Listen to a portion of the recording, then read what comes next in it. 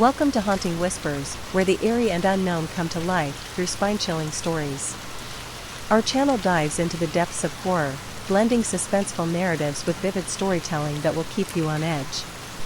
From ghostly apparitions to haunted roads, each tale is crafted to stir your imagination and send shivers down your spine.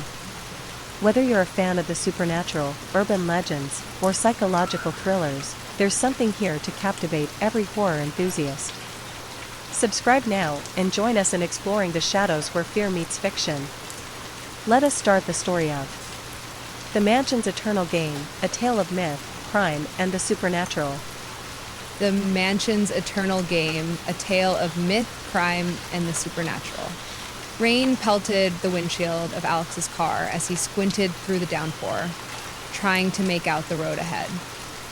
His GPS had failed an hour ago, leaving him lost in the middle of nowhere on a desolate, winding road. The storm had intensified, turning the journey into a nightmare. With no sign of civilization in sight, Alex's anxiety grew, his knuckles white as he gripped the steering wheel. Just as he was about to resign himself to spending the night in his car, his headlights illuminated a silhouette through the sheets of rain. A massive, decrepit mansion perched atop a hill. It loomed against the stormy sky, its spires and turrets resembling claws reaching into the darkness. The sight sent a chill down Alex's spine, but the thought of shelter outweighed his apprehension. He turned up the gravel driveway, the tires crunching on the uneven surface, lighting up their spikes of claws. The sky in the distance. The mansion seemed even more imposing up close. Ivy crawled along its cracked stone walls, and the windows were darkened as if the house itself was watching.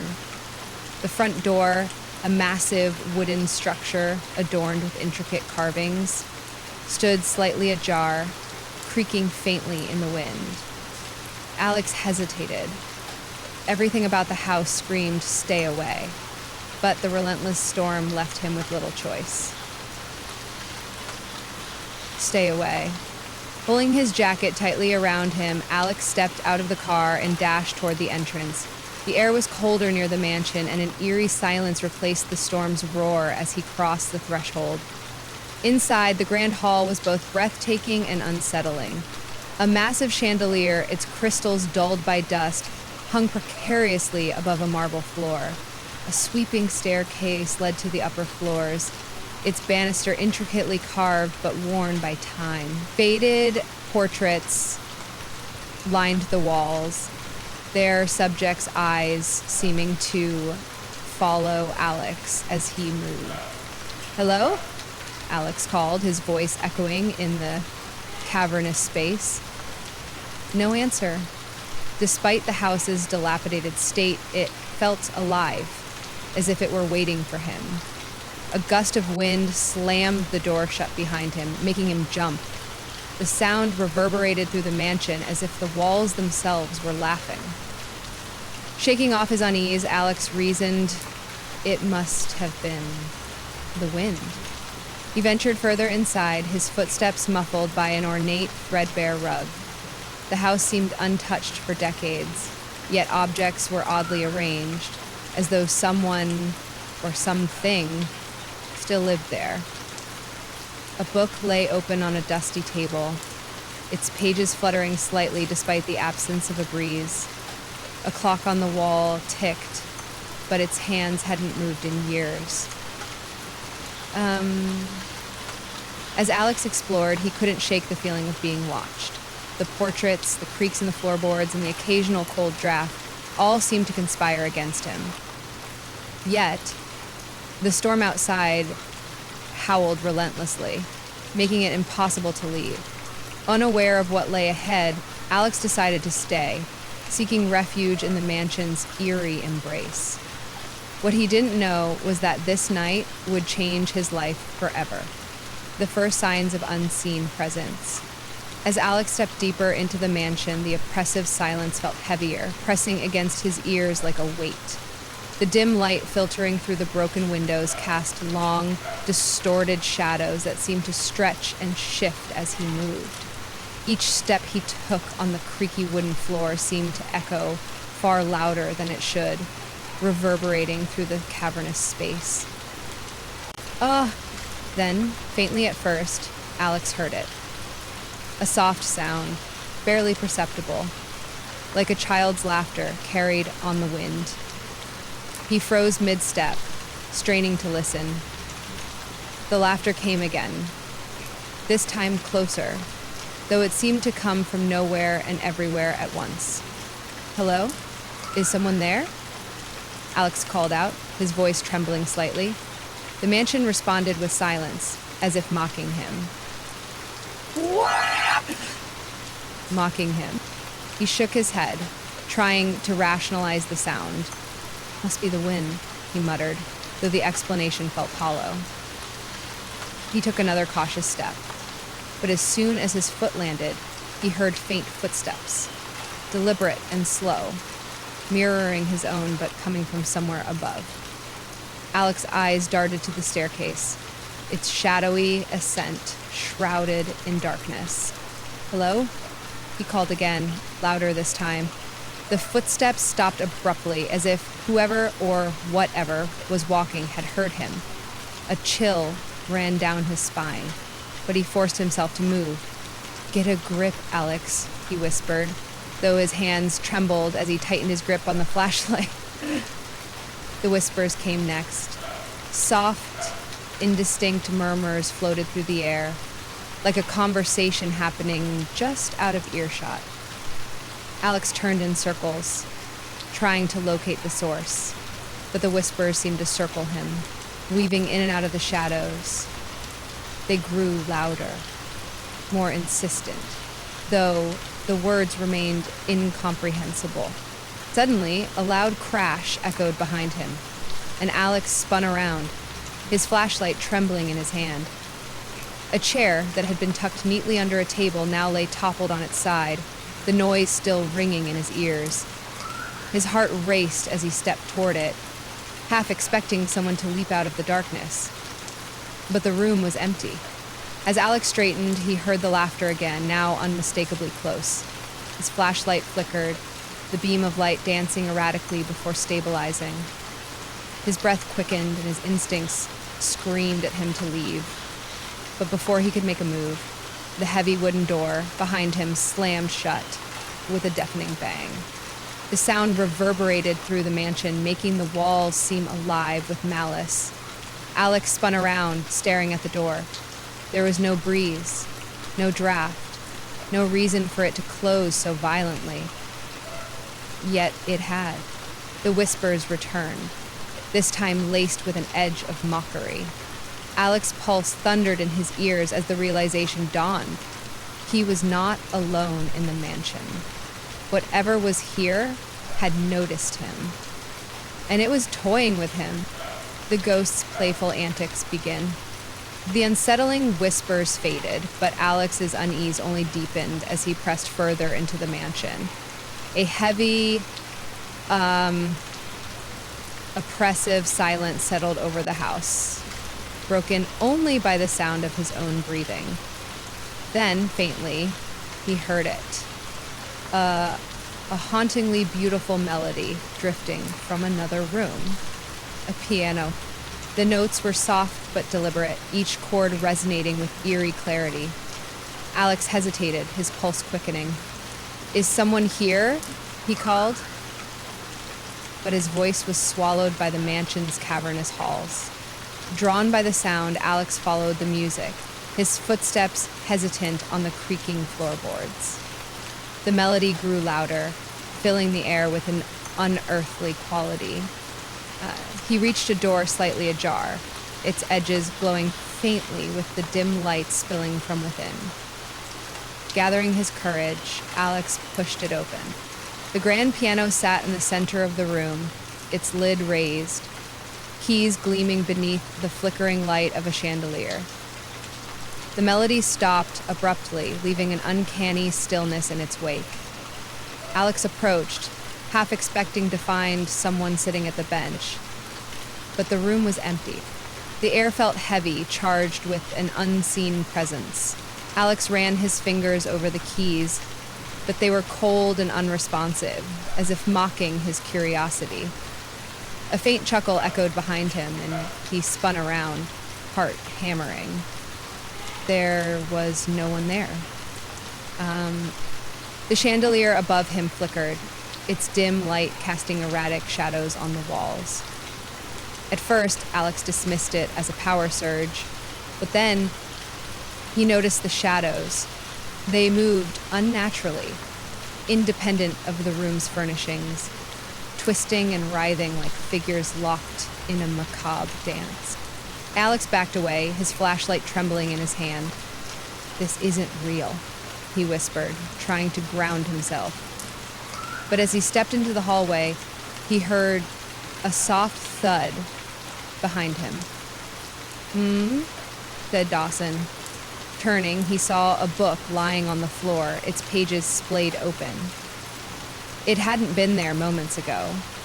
He bent down to pick it up, but before his fingers could touch it, the book slid a few inches away, as if pulled by an invisible string. Alex froze, his breath caught in his throat. He straightened quickly, his eyes darting around the room. Another book toppled from a nearby shelf, the sound unnervingly loud in the silence. A chair creaked behind him, shifting slightly, its legs scraping against the floor. Alex spun around, but again, he saw nothing. Only the room, silent and still, as if mocking his growing fear. Yet the evidence was undeniable. The house wasn't just haunted, it was alive, watching and playing with him.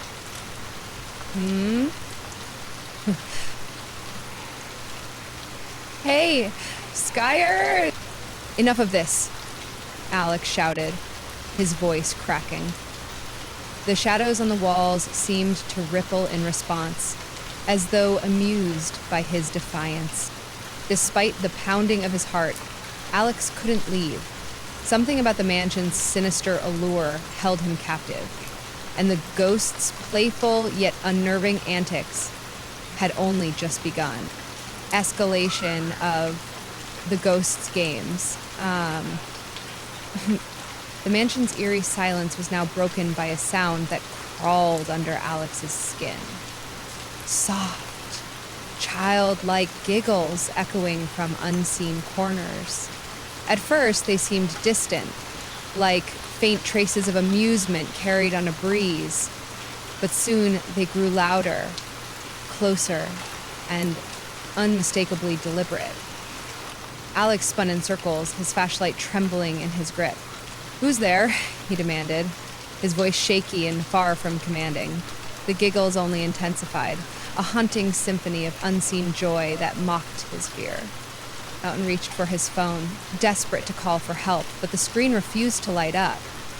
He fumbled with it, pressing buttons frantically, but it was lifeless, as though drained by the mansion's malevolent energy. "No, no, no," he muttered under his breath, panic bubbling within him. The flashlight in his hand began to flicker, casting intermittent beams of light that made the shadows around him dance and twist. Each flicker plunged him into near total darkness before briefly illuminating the unsettling environment. It was as if the mansion was teasing him, giving him just enough light to see how trapped he was. No. "Calm down, Alex," he told himself. But his voice wavered.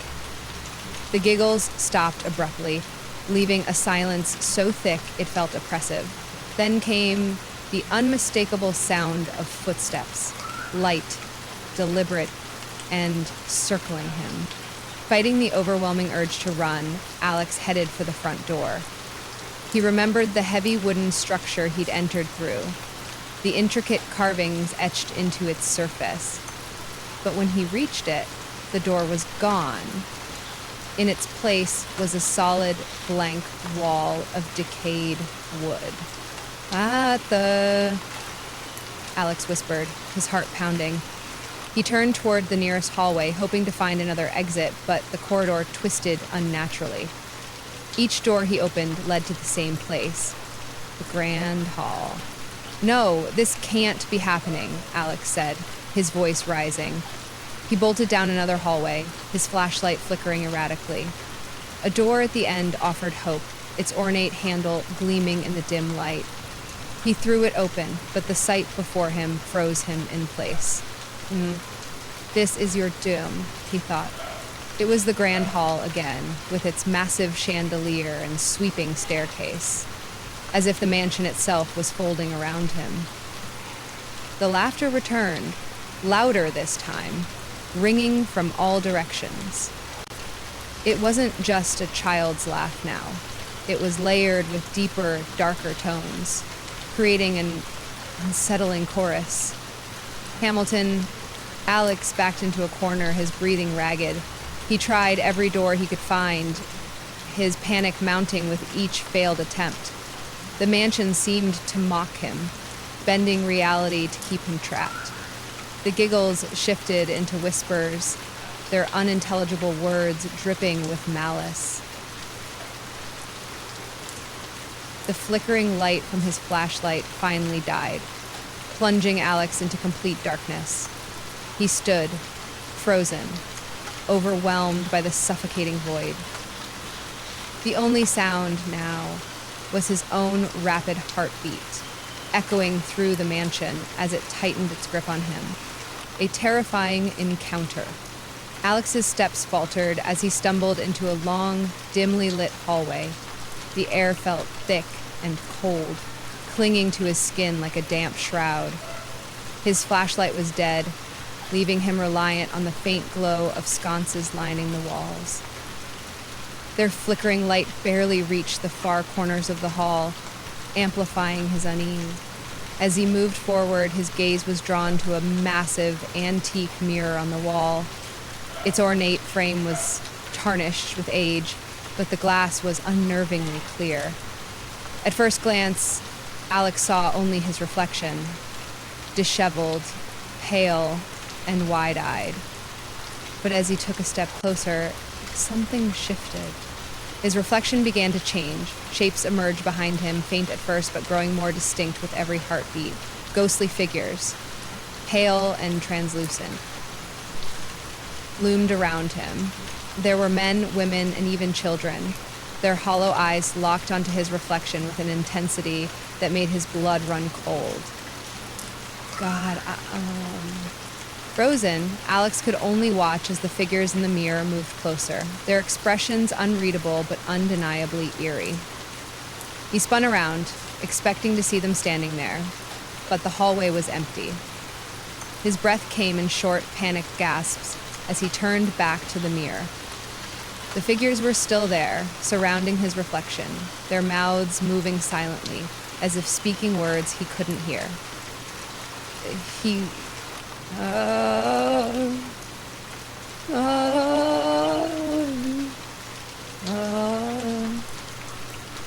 God, Alex whispered, his voice trembling. He backed away from the mirror, his heartbeat thundering in his ears.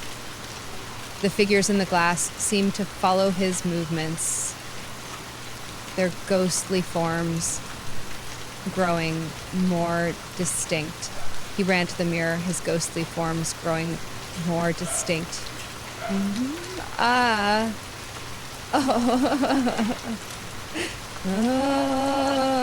Thank you. Suddenly, he felt a light tug at his jacket. He whipped around, but again there was nothing there. The air around him felt charged, alive with an unseen presence. He tried to rationalize the sensation, but his mind was drowning in fear. A moment later, he felt another tug, more insistent this time, as if an invisible hand was gripping his sleeve. "Stop it!" he shouted, his voice echoing down the empty corridor, but the unseen force didn't stop. Instead, he felt a firm pat on his shoulder, as if someone, or something, was trying to get his attention. The sensation sent a chill racing down his spine, and he instinctively swatted at the air around him. His hand meant nothing but the cold, heavy atmosphere.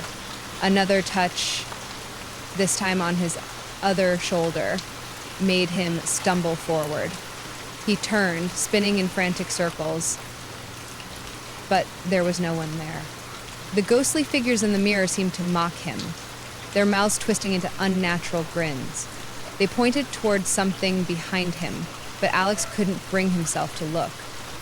His legs trembled as he backed further down the hall, desperate to escape the unseen hands and haunting reflections. "Leave me alone!" he screamed, his voice breaking. But the house didn't respond with words. Instead, the hallway grew colder, the invisible touches more frequent, and the ghostly figures in the mirror more vivid. Alex knew now that he wasn't just a visitor in the mansion. He was its prey. And the ghost's big trick. Alex stumbled into what appeared to be a study, its walls lined with towering bookshelves, and a heavy wooden table at its center. The flickering light from a single chandelier overhead cast eerie, dancing shadows on the walls. Exhausted and shaken, he leaned on the table for support, his breath ragged. Just as he began to gather his wits, a chair slid across the floor with a loud screech, coming to a stop directly behind him. The movement was deliberate, as if the mansion itself had a will. Startled, Alex froze, his eyes darting around the room. The chair nudged forward slightly, almost insistently. Alex hesitated before sitting, his legs too weak to resist. The moment he did, the table seemed to come alive.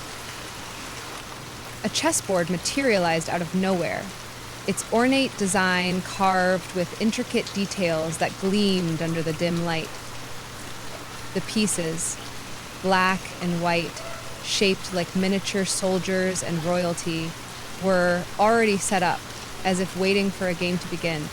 Before Alex could process what was happening, one of the white pawns moved forward on its own, sliding smoothly to the center of the board. He stared at it, his mind struggling to grasp the surreal scene. "You want me to play?" he asked aloud, his voice trembling. The mansion responded with silence, but the stillness felt like a challenge. Then it worked. With shaky hands, Alex reached for a black piece and moved it forward, mirroring the pawn's advance. He waited, his heart pounding as nothing happened for a moment. Then, with a suddenness that made him jump, a white knight glided across the board, positioning itself strategically. Alex exhaled deeply, forcing himself to focus. "Okay, fine," he muttered, trying to steady his nerves. He moved to bishop, attempting to counter the knight's position. But as soon as his hand left the piece, the whole truth ended up at the table. The entire board reset itself, every piece returned to its original position, as if mocking his effort. "What the..." Alex leaned back in frustration. The white pawn slid forward again, mimicking its first move. The game had restarted, and Alex realized the ghost, or whatever was controlling the board, wasn't playing fair. Determined to regain some sense of control, he moved a different piece, hoping to outsmart the unseen player. Yet the board reset itself again, erasing his move as if he hadn't even touched it. "Is this a joke?" he shouted, his voice echoing in the empty study. The chandelier above him flickered, its dim light casting shifting shadows that seemed to mock him. The game repeated itself several more times, each reset eroding Alex's composure. The chessboard wasn't just a game, it was a trap, designed to keep him in place, to toy with his mind. The ghost's laughter echoed faintly, filling the room with an air of sinister amusement. Alex slammed his fist on the table, but the board remained undisturbed, as though it was in complete control. He realized then that this wasn't about winning, it was about breaking him. The ghost wasn't just playing chess, it was playing with him. Alex's growing fear. The laughter grew louder, and Alex's heart began to race. It was no longer just a faint echo of distant giggles. It was now a deep, mocking sound that seemed to come from every direction. The walls reverberated with it, the floorboards groaning under its weight, as if the mansion itself were alive and in on the cruel joke. "Leave me alone," Alex shouted, his voice growing weaker with each passing moment. The laughter paused for a beat, and then, to his horror, a voice, his own voice, repeated the words, but with an eerie, distorted twist. Oh, leave me alone, it called back, mimicking him perfectly. The sound was unsettling, too familiar, yet foreign in its mocking tone. Beside the sides of the bed, in the shadows, lay a dozen objects. Alex spun around, trying to locate the source of the voice, but the room was as empty as it had been moments before. Sweat beaded on his forehead as his mind began to unravel. He tried to stay calm, but his thoughts were increasingly clouded by the overwhelming presence in the mansion. When he heard footsteps behind him, soft, deliberate, approaching from the far end of the room. Turning quickly, Alex's eyes scanned the hallway, but again, there was nothing there. The mansion seemed to be playing tricks on his mind, shifting its layout with each passing second. It was as if reality itself were bending to the will of the ghost. He knew a ghost didn't seem to... Suddenly, his breath caught in his throat. From the corner of his eye, he saw a fleeting figure, a woman in old-fashioned clothes, her long dress swishing gently as she moved. Her face was obscured by shadows, but her glowing eyes pierced through the darkness, glowing with a chilling, unnatural light. Alex took a step forward, his heart thumping in his chest. "Hey, wait," he called out, his voice cracking with desperation. But as he rushed toward her, the figure disappeared, vanishing into thin air like mist evaporating at dawn. "Where did you go?" he whispered, his voice shaking. He had seen her, he was sure of it. The woman, the eyes. Everything felt real, yet impossible. But as quickly as the vision had appeared, it was gone. Alex stood alone in the dimly lit room, his pulse pounding in his ears. The laughter returned, but now it was deeper, more mocking, as if the ghost was toying with him. "Come back, just come back," Alex cried out, his voice breaking. He couldn't understand what was happening or why the ghost was doing this to him. He needed to escape, but every direction led to more confusion. The figure appeared again, this time farther down the hall, but just as before, as soon as Alex took a step toward her, she vanished. The more he tried to approach, the more elusive she became, slipping away like sand through his fingers. It felt like a cruel game, a puzzle he couldn't solve. The more he chased, the more his mind began to spiral into panic. His breath was shallow, and his hands trembled at his sides. He was being haunted, mocked, taunted by a ghost that seemed to know his every fear, his every thought.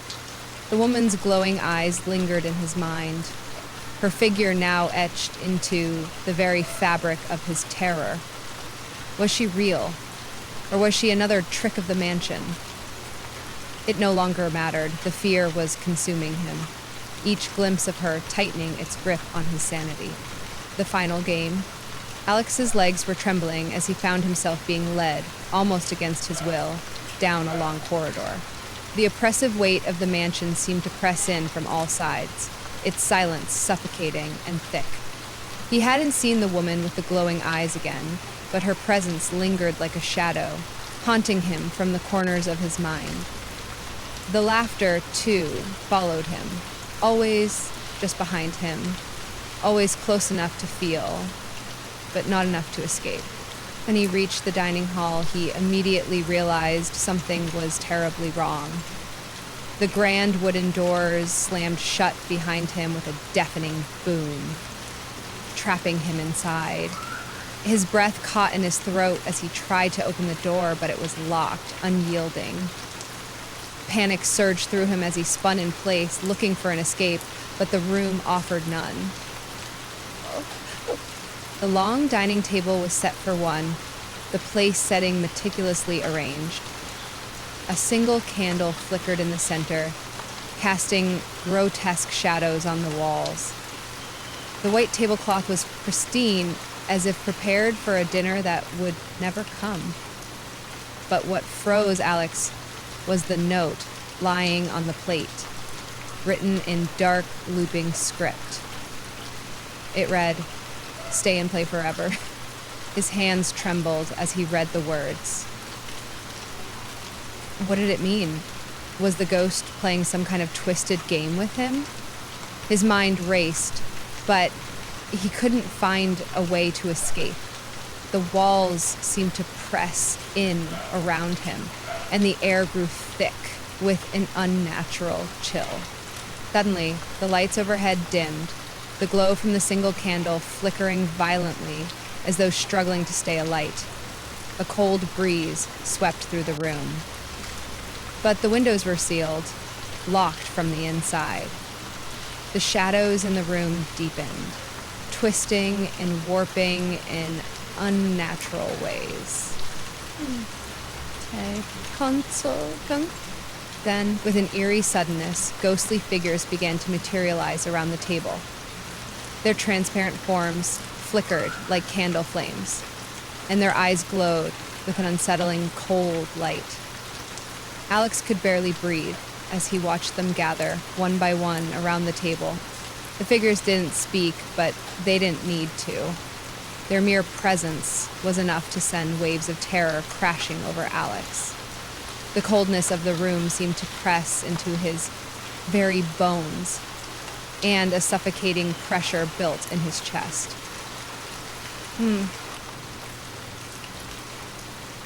A figure in a tattered suit raised its hand, and the others followed, as if it was some kind of unspoken command.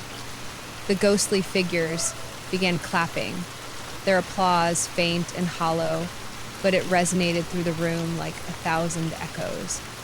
Their eyes never left him, and their claps grew louder, more insistent, as though urging him to play along. Alex's heart was racing, his mind teetering on the edge of sanity. "Stop!" he screamed, his voice echoing off the walls.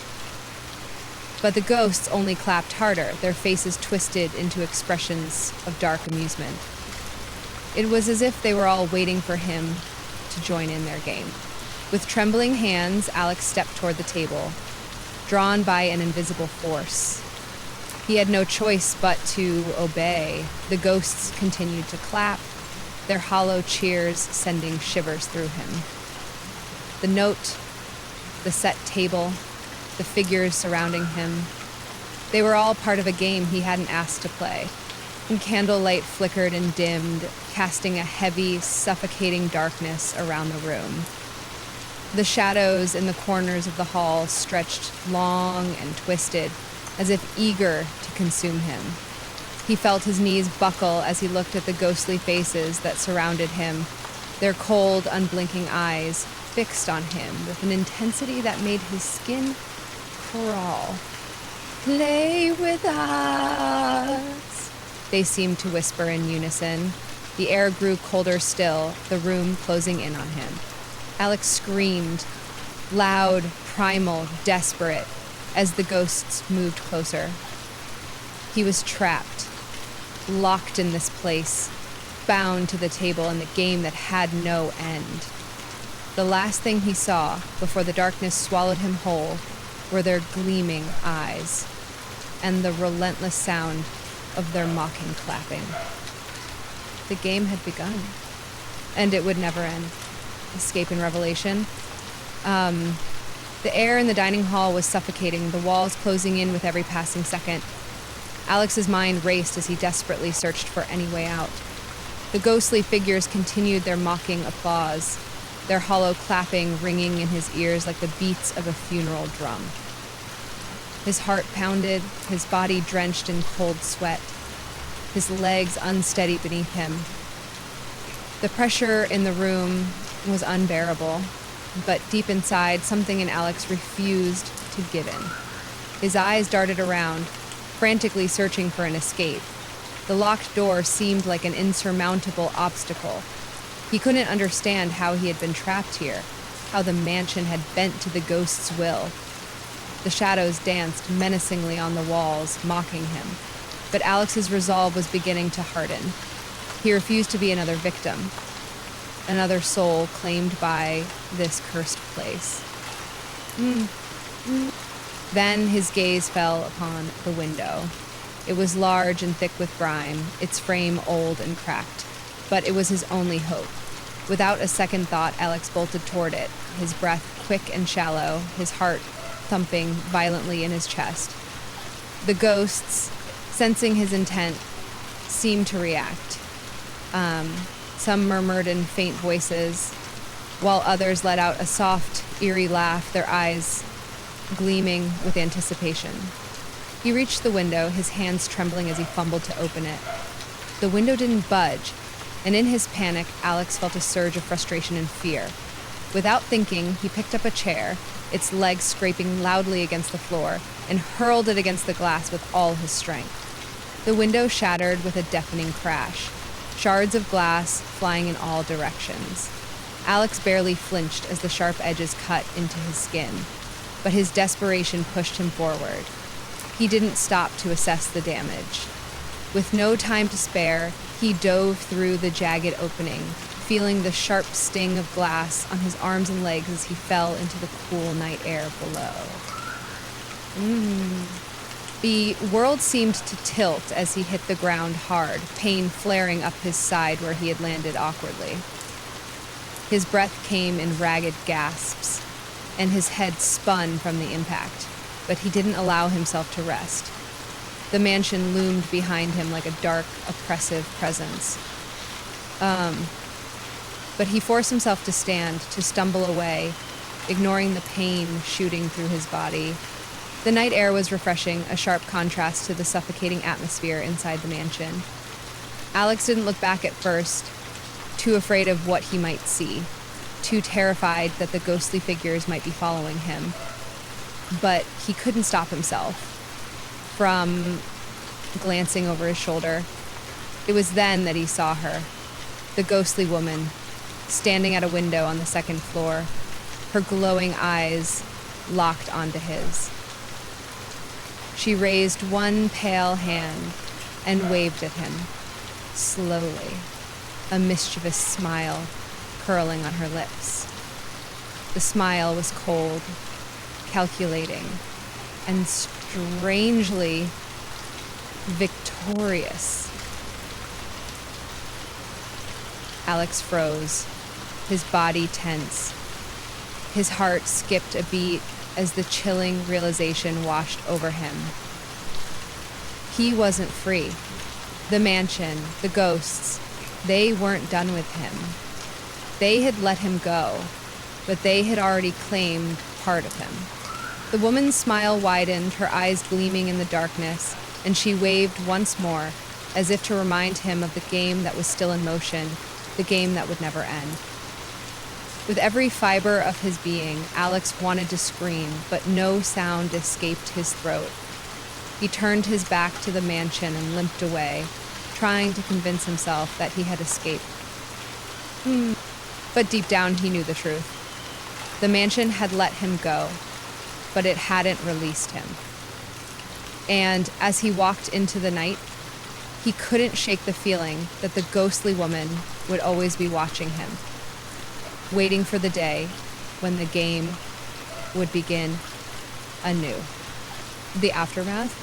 Alex's escape from the mansion should have brought him peace, but the haunting images of the ghostly figures and the woman with glowing eyes lingered in his mind. When he finally returned home, exhausted and wounded, he couldn't shake the feeling that something was wrong, that he wasn't truly free. He tried to tell his friends about the terrifying events he had experienced, hoping they would offer some kind of comfort or understanding.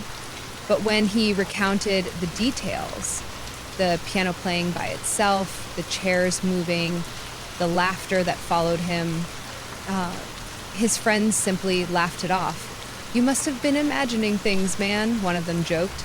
"It was just a storm messing with your mind." Another suggested he was stressed and tired from his travels. The dismissive reactions only fueled Alex's unease. He had never felt more alone. How could they not see it? How could they not understand that something unnatural had happened in that mansion? He tried to convince himself that perhaps he had indeed overreacted, that his fear had clouded his judgment, but deep down, he knew that what he had encountered was no mere illusion. Weeks passed, and life returned to its dull routine, but Alex couldn't shake the feeling that something was watching him. His dreams were plagued by visions of the mansion, the ghostly figures, and that woman's cold smile. Every time he closed his eyes, he saw her waving from the window, her eerie smile never fading. His friends had forgotten about his story, and Alex began to wonder if perhaps he had imagined the whole thing. Then, one day, while browsing the internet, Alex stumbled across a local news article that caught his eye. It was about the very mansion he had fled from. His heart skipped a beat as he clicked on the link, his hands trembling with both fear and curiosity. The article was old, dated several years back, but the headline sent a chill down his spine. The tragic history of Windermere Mansion, a legacy of unending hospitality. The story detailed the mansion's dark past, describing how its former owner, a wealthy aristocrat named Lord William Thornton, had been known for hosting extravagant parties that seemed to never end. Guests arrived to the mansion, lured by promises of lavish entertainment, but they were never seen again. It was said that Lord Thornton had a peculiar obsession with keeping his guests entertained, so much so that he built hidden rooms and passageways in the mansion, ensuring no one ever had a reason to leave. The article went on to say that rumors swirled that Thornton had died under mysterious circumstances, but some believed that his spirit, along with the spirits of his guests, had never left the mansion. They were trapped in a never-ending game, forced to play for eternity. The story left Alex cold, the words echoing in his mind. He realized that the game he had been part of was not a mere accident. The mansion had claimed him, just as it had claimed others before him. The figure of the woman, her smile so full of triumph, made sense now. She wasn't just a ghost. She was one of Thornton's eternal guests, forever playing the ghostly game that had no end. It had gotten really good. But then something even more unsettling happened. As Alex reached into his jacket pocket to retrieve his phone, he felt something small and smooth. He pulled it out, his fingers trembling as he stared at it in disbelief. It was the chess piece he had used in his ill-fated game with a ghost. He had not seen it before he left the mansion, and yet, somehow, it had ended up in his pocket. His stomach twisted with dread. The piece, an intricately carved knight, was now a token, a dark memento from the ghost's game, a game that was far from over. The cold, hollow laughter echoed in his mind once more, and he knew with absolute certainty that he had not truly escaped the mansion. Alex stood frozen, staring at the chess piece in his hand, his fear deepening. The game was still going on, and this time he might not be able to run away. The mansion had claimed him, and it would not let him go. The lingering questions. In the days following his discovery of the chess piece, Alex couldn't shake the unnerving feeling that the mansion's ghostly grip on him hadn't loosened at all. Every corner of his life seemed to carry the weight of the unseen presence, the eerie memories of his time in the mansion haunting his every waking moment. The chess piece had become his obsession, a tangible reminder that he had somehow left a part of himself behind in that cursed place. And it felt as if the mansion had planted something inside him, and no matter how far he ran, it would never let go. Unable to find peace, Alex decided to take matters into his own hands. He had to know more about Windmere Mansion. He couldn't continue living in fear of a place he didn't understand, a place that had twisted his fate and left him with more questions than answers. His mind constantly replayed the unsettling stories he had heard from the ghostly figures inside the mansion, the laughter, the eerie whispering, the feeling of being watched, what had happened there, why had the spirits chosen him. He started his research in the local library, poring over old town records, faded newspapers, and any piece of information he could find about Windmere Mansion. At first, the details were scarce, but soon he uncovered fragments of chilling stories that seemed to confirm his worst fears. For decades, people had been disappearing in and around the mansion. Most of these disappearances were never explained, and the authorities, if they were even involved, found little evidence. Some stories spoke of travelers who had entered the mansion, much like Alex had, only to be swallowed up by the house, never to be seen again.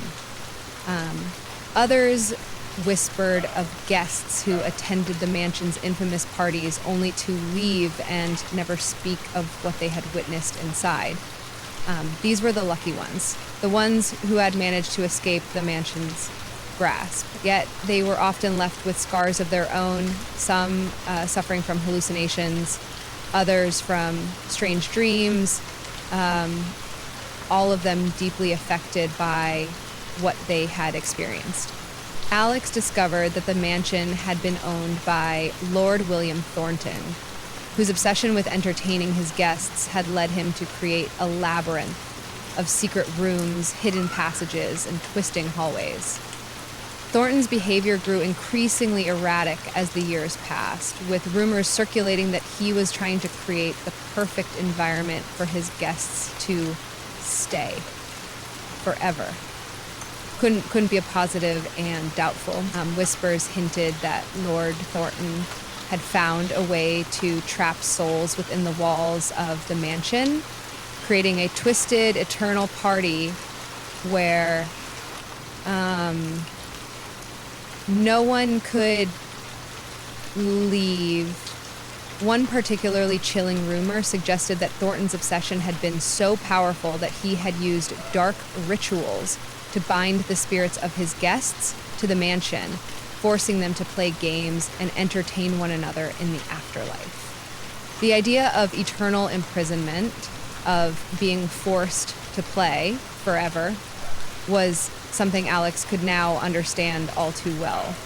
As Alex dug deeper, he stumbled upon an old photograph hidden among dusty pages of a local history book. It was a picture of the mansion, taken during a grand party. The guests were all dressed in elegant attire, but the expressions on their faces were hollow, their eyes vacant. In the center of the picture stood Lord Thornton himself, with a proud, almost manic grin on his face. There in the background, Alex noticed something that made his blood run cold. A familiar face. It was the woman with glowing eyes, standing near the window, smiling at the camera. She was no longer just a ghost. She was one of the mansion's trapped souls, forever caught in the twisted web of Thornton's cruel games. The revelation sent a wave of dread through Alex. He couldn't escape her or any of the others. The mansion had claimed them, and now it had claimed him too. The more he learned, the more he realized the truth. The mansion had been built for a purpose far darker than he could have ever imagined. It wasn't just a house. It was a prison, a never-ending cycle of torment where the spirits of the past were bound to play games forever. And Alex was no different from the others. But as Alex turned to leave the library, a thought gripped him with cold terror.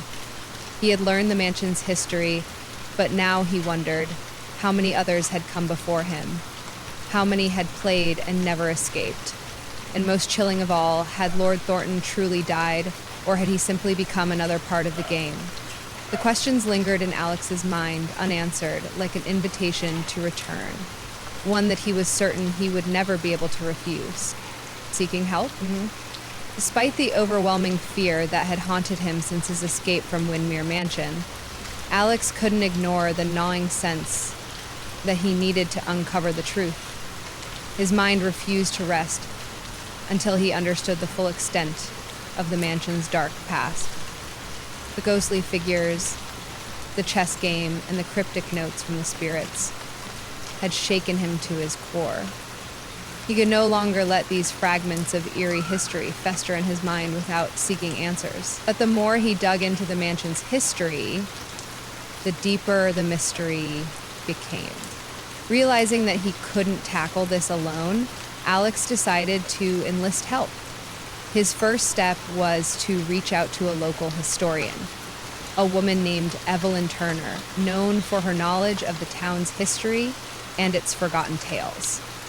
He had heard rumors that she had uncovered some chilling details about Windmere Mansion before, and Alex hoped she could shed more light on its shadowy past. Evelyn, however, was very unresponsive, and she had heard whispers of the mansion's ghostly reputation, but she had always dismissed them as local superstition. Still, her curiosity was piqued, and she agreed to meet with Alex. The second person Alex contacted was a journalist named David Wells, a skeptical writer who had gained a reputation for debunking supernatural claims. He had written articles on haunted places, dismissing the supernatural stories as nothing more than tall tales or products of overactive imaginations. Alex figured that having someone with a logical, fact-based approach would balance out his own fear-driven search. David agreed to help, though he was wary of indulging in what he considered to be another urban legend. Together, the three began their investigation into the mansion's past. They started with the town's public archives, sifting through old records, deeds, and newspaper clippings in search of any connection to the mansion's last known owner. What they found shocked them. The mansion had indeed belonged to a wealthy recluse, a man by the name of Thomas Everhart, a man with a fortune that seemed to disappear as mysteriously as he did. There were accounts of his eccentric behavior, rumors of his strange obsession with isolation, and an almost pathological need to entertain guests for days, weeks, and sometimes even months at a time. What caught Alex's attention the most was the account of Everhart's sudden disappearance. In the late 1800s, the mansion had been a lavish social hub, drawing the town's wealthiest families for grand gatherings. But one day, Thomas Everhart vanished without a trace. No one knew what happened to him, and there were no signs of struggle or forced entry. His servants were all gone, his personal belongings left behind, and the mansion itself was eerily empty. The police investigation turned up nothing, and the mansion was left abandoned, its gates bolted shut, and its rooms left to decay. David, ever the skeptic, had difficulty accepting the supernatural implications. So, the guy just vanished? No one knows where he went? Come on, there has to be a more rational explanation, he argued, flipping through more dusty pages of the archives. Maybe he had a mental breakdown or just wanted to disappear. There are plenty of wealthy people who leave everything behind, but Evelyn was less convinced. As they dug deeper, they discovered that several people had gone missing around the time of Everhart's disappearance. Some had been his guests. Others were townsfolk who had ventured too close to the mansion. Even more disturbingly, there were several accounts of people being found near the mansion, their eyes glazed over and their minds lost, as though they had witnessed something so terrifying that it left them in a permanent state of shock. I've heard stories, Evelyn murmured, looking through a particularly old newspaper clipping. There were whispers about strange noises coming from the mansion.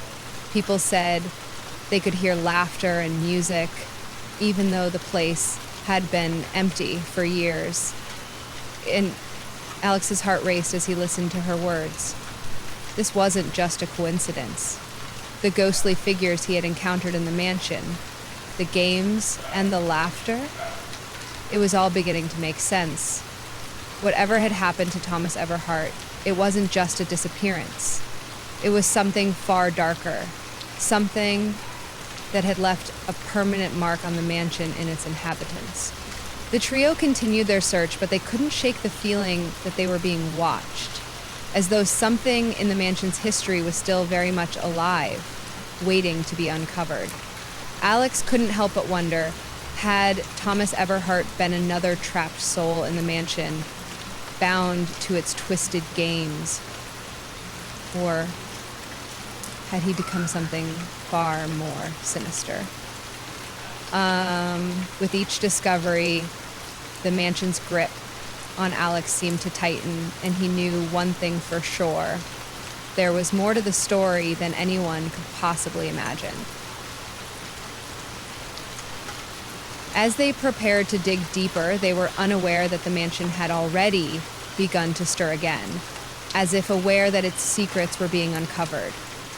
The darkness that had once been hidden in its walls was starting to seep out once more, and Alex was beginning to fear that no amount of research could prepare him for what was to come next. Discovering hidden mechanisms. Determined to unravel the mansion's mysteries once and for all, Alex, Evelyn, and David decided to return to Windmere Mansion, this time in the daylight. The eerie atmosphere of the house was less intimidating in the light of day, but the dark secrets it held still loomed over them like an oppressive force. Alex couldn't shake the feeling that the mansion was watching them, waiting for their every move, but his curiosity had reached a boiling point. The pieces of the puzzle were slowly falling into place, and they had to uncover what lay hidden within the mansion's walls. They began their exploration in the grand hall, where the strange events had first begun. The chandelier that had flickered ominously above them the previous night seemed innocuous in the daylight, but Alex couldn't help but feel a shiver run down his spine. As they ventured deeper into the house, they found more clues that seemed too deliberate to be coincidences. A door that had once been firmly shut now creaked open on its own, and dusty old portraits on the walls seemed to follow them with their eyes. But they pressed on, determined to get answers. Evelyn led the group towards the back of the house, where she had found old blueprints in the archives that indicated hidden rooms and secret passages within the mansion. They spent hours combing through the mansion, tapping on walls, searching for hidden switches, and trying to make sense of the sprawling maze of corridors and forgotten rooms. Their breakthrough came when Alex accidentally leaned against an ornate bookshelf in a small library, and the wall behind it shifted with a low creak.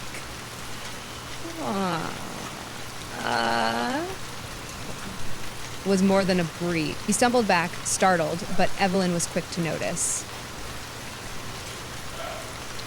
"That's it," she exclaimed. "A secret passage." The hidden door opened to reveal a narrow, dimly lit corridor. The air was stale, and the scent of dust and mildew clung to everything. As they carefully moved through the passageway, they discovered a room filled with mirrors. There was something strange about the mirrors. They were positioned at odd angles, reflecting parts of the room that didn't exist. Some mirrors reflected empty walls, while others seemed to create impossible reflections, as though they were showing glimpses of other rooms or hallways. It was almost as if the mansion itself were alive, shifting and warping its interior. "What is all this?" David asked, his voice tinged with disbelief as he gazed at the mirrors. "Is this some kind of fun house?" Alex's heart raced. This is where the illusions were coming from. The ghostly figures, the laughter. It was all in these mirrors. His mind began to connect the dots. But why? Why would someone do this? Evelyn was quick to start inspecting the room, her fingers tracing the edges of the mirrors and the wooden frames. She stopped at a small lever hidden behind one of the mirrors, which seemed to trigger a mechanism. A faint click echoed through the room, followed by the sound of something mechanical shifting. The mirrors suddenly moved, and a hidden compartment revealed itself. Inside, they found a complex series of pulleys, levers, and gears. Gears that had long since rusted and begun to deteriorate. The machinery appeared to be part of an elaborate system designed to control the mirrors and create the eerie illusions that had haunted Alex the night before. David, ever the skeptic, examined the mechanisms with a mix of awe and suspicion. "So, you're saying these mirrors and hidden passages were all designed to trick people into thinking they saw ghosts?" Evelyn nodded. "It seems so. The house was set up to create an illusion of supernatural activity. The mirrors reflected false images. The pulleys controlled hidden rooms and sounds. And there must have been speakers hidden within the walls, playing the laughter and whispers Alex heard." Alex felt a chill creep up his spine as he recalled the sinister laughter that had echoed in his ears during his first visit. But why would anyone go to such lengths to create these illusions? It's like they were trying to trap someone in this place. Evelyn's face grew pale as she connected the dots. This wasn't just for fun. Someone used these tricks to manipulate and torment their guests, maybe even to keep them here forever. Alex's mind flashed back to the note he'd found in the dining hall. Stay and play forever. His hands clenched into fists, his fear growing once more. The pieces were all falling into place. The mansion's last owner, Thomas Everhart, had not just been a recluse. He had been a man obsessed with control. Control over the minds of his guests, perhaps, or even over their very souls. They continued to explore, finding more hidden rooms and passages that seemed to confirm this dark theory. A hidden sound system was tucked into a wall, which likely projected the eerie noises Alex had heard. There were also hidden speakers in the ceilings and walls of other rooms, designed to mimic footsteps, whispers, and even voices, making it impossible for anyone to discern reality from illusion.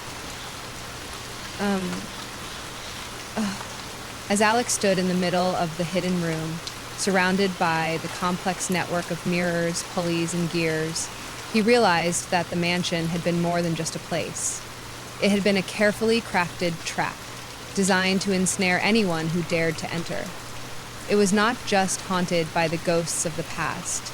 It was a machine, built to play with the minds of its guests, turning them into mere pawns in a twisted game. David and Evelyn stood in stunned silence, the weight of their discovery settling over them like a cold shroud.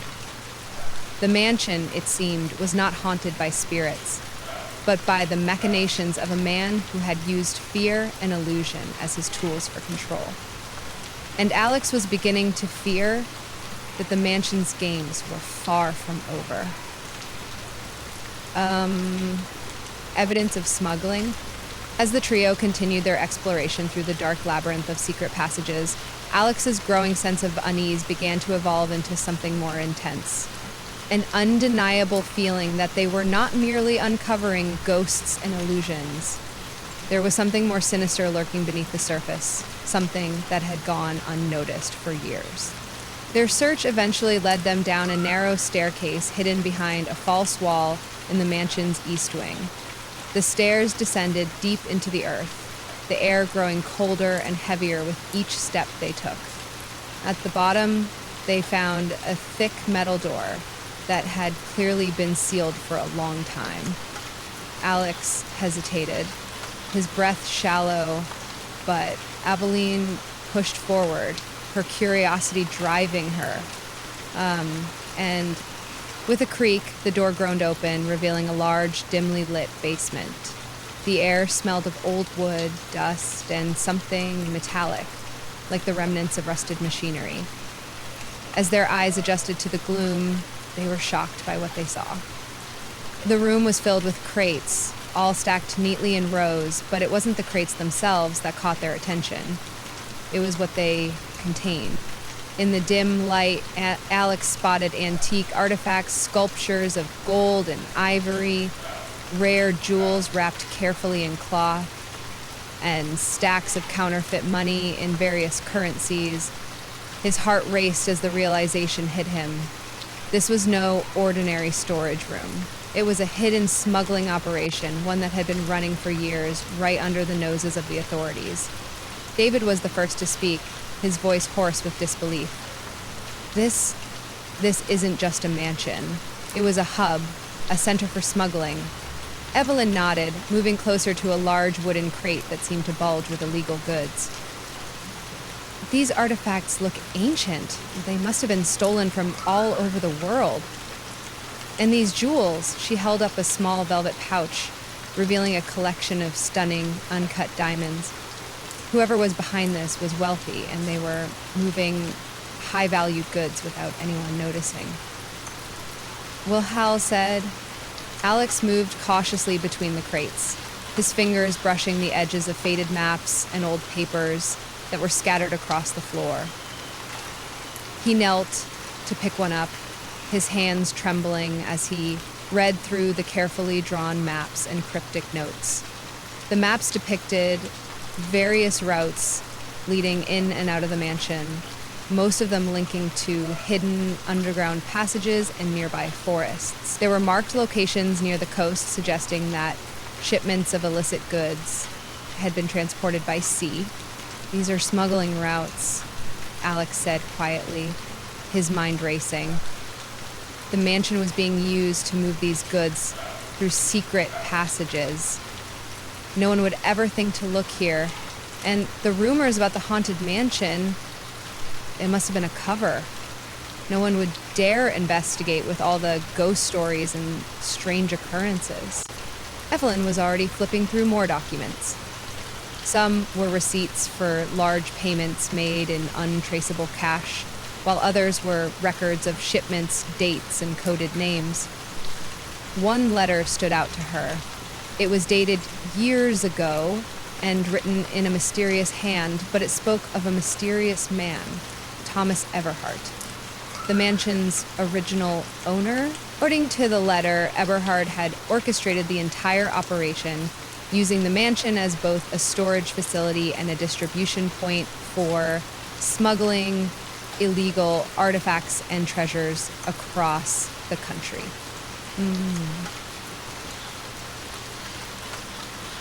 As Alex scanned the rest of the documents, a disturbing thought crossed his mind. The mansion's eerie reputation wasn't just for protection. It was to ensure that anyone who discovered the truth would be too scared to speak out.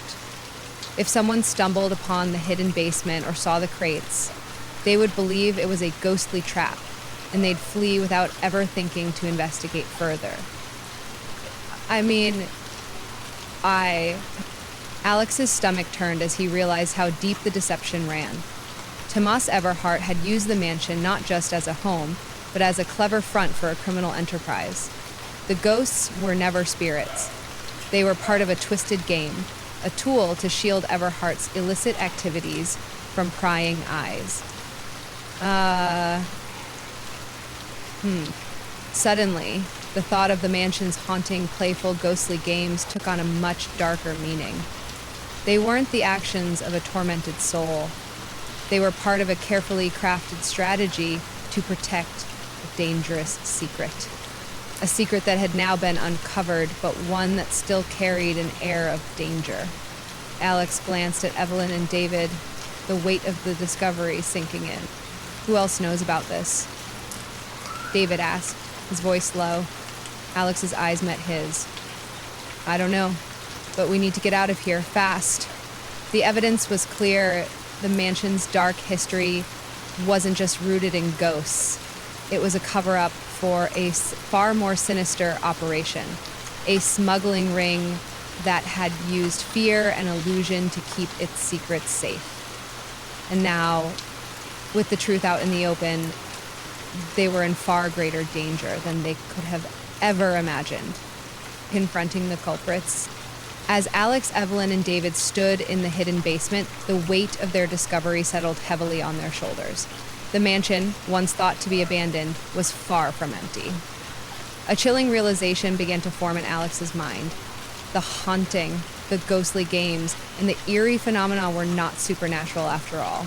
The mansion was still very much in use, and the smugglers who had orchestrated the entire ruse were closer than they'd imagined. Their investigation had turned up more than they expected. Fresh footprints, clear and unmistakable, led through the dust and debris of the mansion, showing signs that someone had been there recently. The more they explored, the more Alex noticed the oddities. Unplugged wires that had been freshly connected, tools and crates that hadn't been there before, and strange modern equipment tucked away in corners. It all pointed to one thing. The mansion was still being used as a hub for smuggling. We're not alone, Alex muttered, his voice tense as he looked at Evelyn and David. This place is still active. Whoever's behind this is still here, working under our noses. Evelyn's face hardened with determination. We need to catch them in the act. If we confront them, we can make sure the truth gets out. The trio gathered in the mansion's grand hall, planning their next move. They knew the smugglers would likely return to check on the crates and stockpile the stolen goods. But the question was how they could catch them without alerting them to their presence. After a few moments of brainstorming, David had an idea. I've seen these kinds of operations before, he said, his eyes glinting with thought. They're paranoid. They won't be able to resist checking their haul. We'll set a trap, bait them with one of the crates. If they come back, we'll catch them red-handed. Alex and Evelyn agreed, and they quickly sprang into action. The plan was simple. They would make the smugglers believe the crates were compromised, that something had happened to the operation. Alex placed an empty crate in a secluded part of the mansion, carefully rigging it with a few carefully placed items to make it appear as though it had been tampered with. They hid nearby, waiting in the shadows, trying to remove any of the tampered work, and they stole. It wasn't long before they heard it, the sound of footsteps, faint at first, but growing louder. A figure emerged from the shadows, then another, and soon a small group of men appeared, dressed in dark clothing and carrying heavy bags. They walked with purpose, but as they neared the crate, their expressions shifted from determination to confusion. The group exchanged quiet, anxious words, clearly startled by the situation. Alex's heart pounded. He could see them now. Smugglers who had been running this operation for years. And they were the ones behind the haunting. It was all an act. The laughter, the shifting furniture, the flickering lights. It was all orchestrated to keep the law away and scare off curious visitors. The group approached the crate, inspecting it and noticing the carefully placed items. One of the men muttered, "Someone's been here. This wasn't like this when we left." With the smugglers distracted, Alex nodded to David, who pulled a small but powerful stun gun from his pocket. They had to act quickly. As the smugglers turned toward the entrance of the room, Alex and David sprang into action, surrounding them with a well-timed rush. The stun gun fired with precision, knocking one of the men to the floor in a flash of blue light. Evelyn darted forward, grabbing the others and using a makeshift rope to restrain them as Alex grabbed their weapons. The smugglers, now caught, looked around in shock, too stunned to react. One of them tried to speak, but Alex silenced him with a stern gesture. You thought the ghost would protect you? Alex asked, his voice steady but filled with anger. The only thing that's haunted this place is your operation. And now you're finished. Gloria was at length to come to this week's round, and I had her famed too, citing proven, illuminating science. Score all of those bad. The smugglers' eyes darted around nervously as they realized they were trapped. The plan had worked. They were caught in the act, and it was only a matter of time before the authorities would arrive to arrest them. Shit, employee. But just as Alex felt a moment of triumph, he noticed something odd. The ghostly figure he had seen earlier. The woman with glowing eyes standing at the far end of the room. She didn't move, but she seemed to watch them with an eerie calm. Is it... The smugglers, still writhing in their ropes, glanced nervously at the ghost. We didn't want to, we were just following orders, one of them stammered. The boss, he's the one who made us do it. He used the stories, the ghost, to scare people away. Evelyn raised an eyebrow, her grip tightening on the rope. Who is the boss? The smuggler swallowed hard. Thomas Everhart, he muttered. The one who built this place. He's not really gone. He's still here, pulling the strings. Alex's stomach turned. The ghost, the woman with glowing eyes. She wasn't just a spirit. She was a warning, a tool created to protect the legacy of Thomas Everhart. And as the smugglers were taken away, the last thing Alex saw before he left the mansion was the faint outline of the figure vanishing into the shadows. The truth was darker than he could have imagined, but the mansion's ghostly games had finally come to an end, unveiling the truth. As the smugglers sat bound, their faces twisted in a mixture of fear and desperation, Alex, Evelyn, and David leaned in to hear the full story. The trap had worked, but now came the real challenge. Uncovering the extent of the operation that had been hidden beneath the mansion's ghostly facade. With the smugglers caught, they had no choice but to confess. One of the smugglers, a middle-aged man with a grizzled face and shaking hands, spoke first. You don't understand, he started, his voice cracking. It wasn't just some random haunting. It was all planned. The ghosts, the noises, the tricks.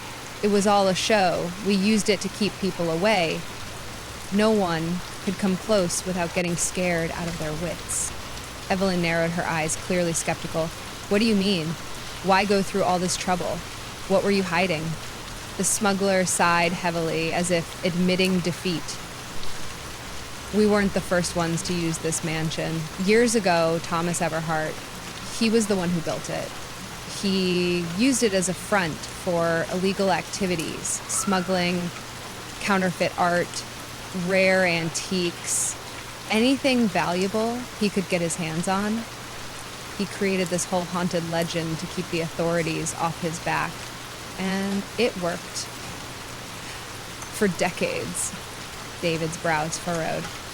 So, the ghosts? Yeah, the ghosts. We've been maintaining this story long after Everhart's death. It's all theatrics. Wires, mirrors, old speakers, and hidden pulleys. It's nothing but a well-crafted illusion to scare people off. Everhart's old connections are still around, and they've been using the mansion to hide illegal goods for years. People have been vanishing, but it's because of the ghosts hidden in the basement, not because of any ghosts.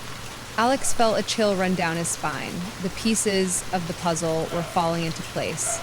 The laughter, the flickering lights, the moving objects, everything had been engineered to create an atmosphere of fear, a fear so strong that no one would dare investigate further. And the smugglers were merely the last group to take advantage of the mansion's notorious reputation. But why the games? Evelyn asked, her curiosity piqued. Why go so far as to play with people like that? The smuggler looked uncomfortable, glancing at his companions for support. We didn't think anyone would stick around long enough to figure it out, but yeah, it was part of the act. We used advanced technology to make things appear like they were floating, moving by themselves. There's a system of wires running through the mansion, connected to the chandeliers and the furniture. Hidden speakers play sounds of footsteps, whispers, and laughter. It was all designed to keep anyone from poking around. No one wants to face a haunted mansion. Especially not when there are rumors about disappearances. David's eyes widened. You mean to tell me that all the supernatural stuff, it's all a trick, the smuggler interrupted. The so-called ghost you saw was just one of us in disguise. We used special costumes to make it look like someone was moving around in the shadows. It was all about keeping the myth alive. Alex felt a wave of nausea wash over him as he processed the confession. All the terror he had felt, the way he had been played like a puppet, none of it had been real. There had been no ghost, no supernatural presence. It had all been part of a carefully orchestrated scheme to protect the smuggling operation. But why were you using a ghost? Alex demanded. Why not just keep it a secret? I would have killed to have known you, I told him. The smuggler leaned back against the wall, looking defeated. Because people are afraid of what they can't understand. Everhart knew that, and so did we. No one would ever come close to the mansion if they thought it was haunted. The legend scared everyone off. Local authorities, curious tourists, even potential buyers. No one wanted to risk their lives to figure out the truth. Evelyn nodded slowly, her suspicion confirmed. And what about the disappearances? Were they real? And some of them, the smuggler muttered, but not in the way people think.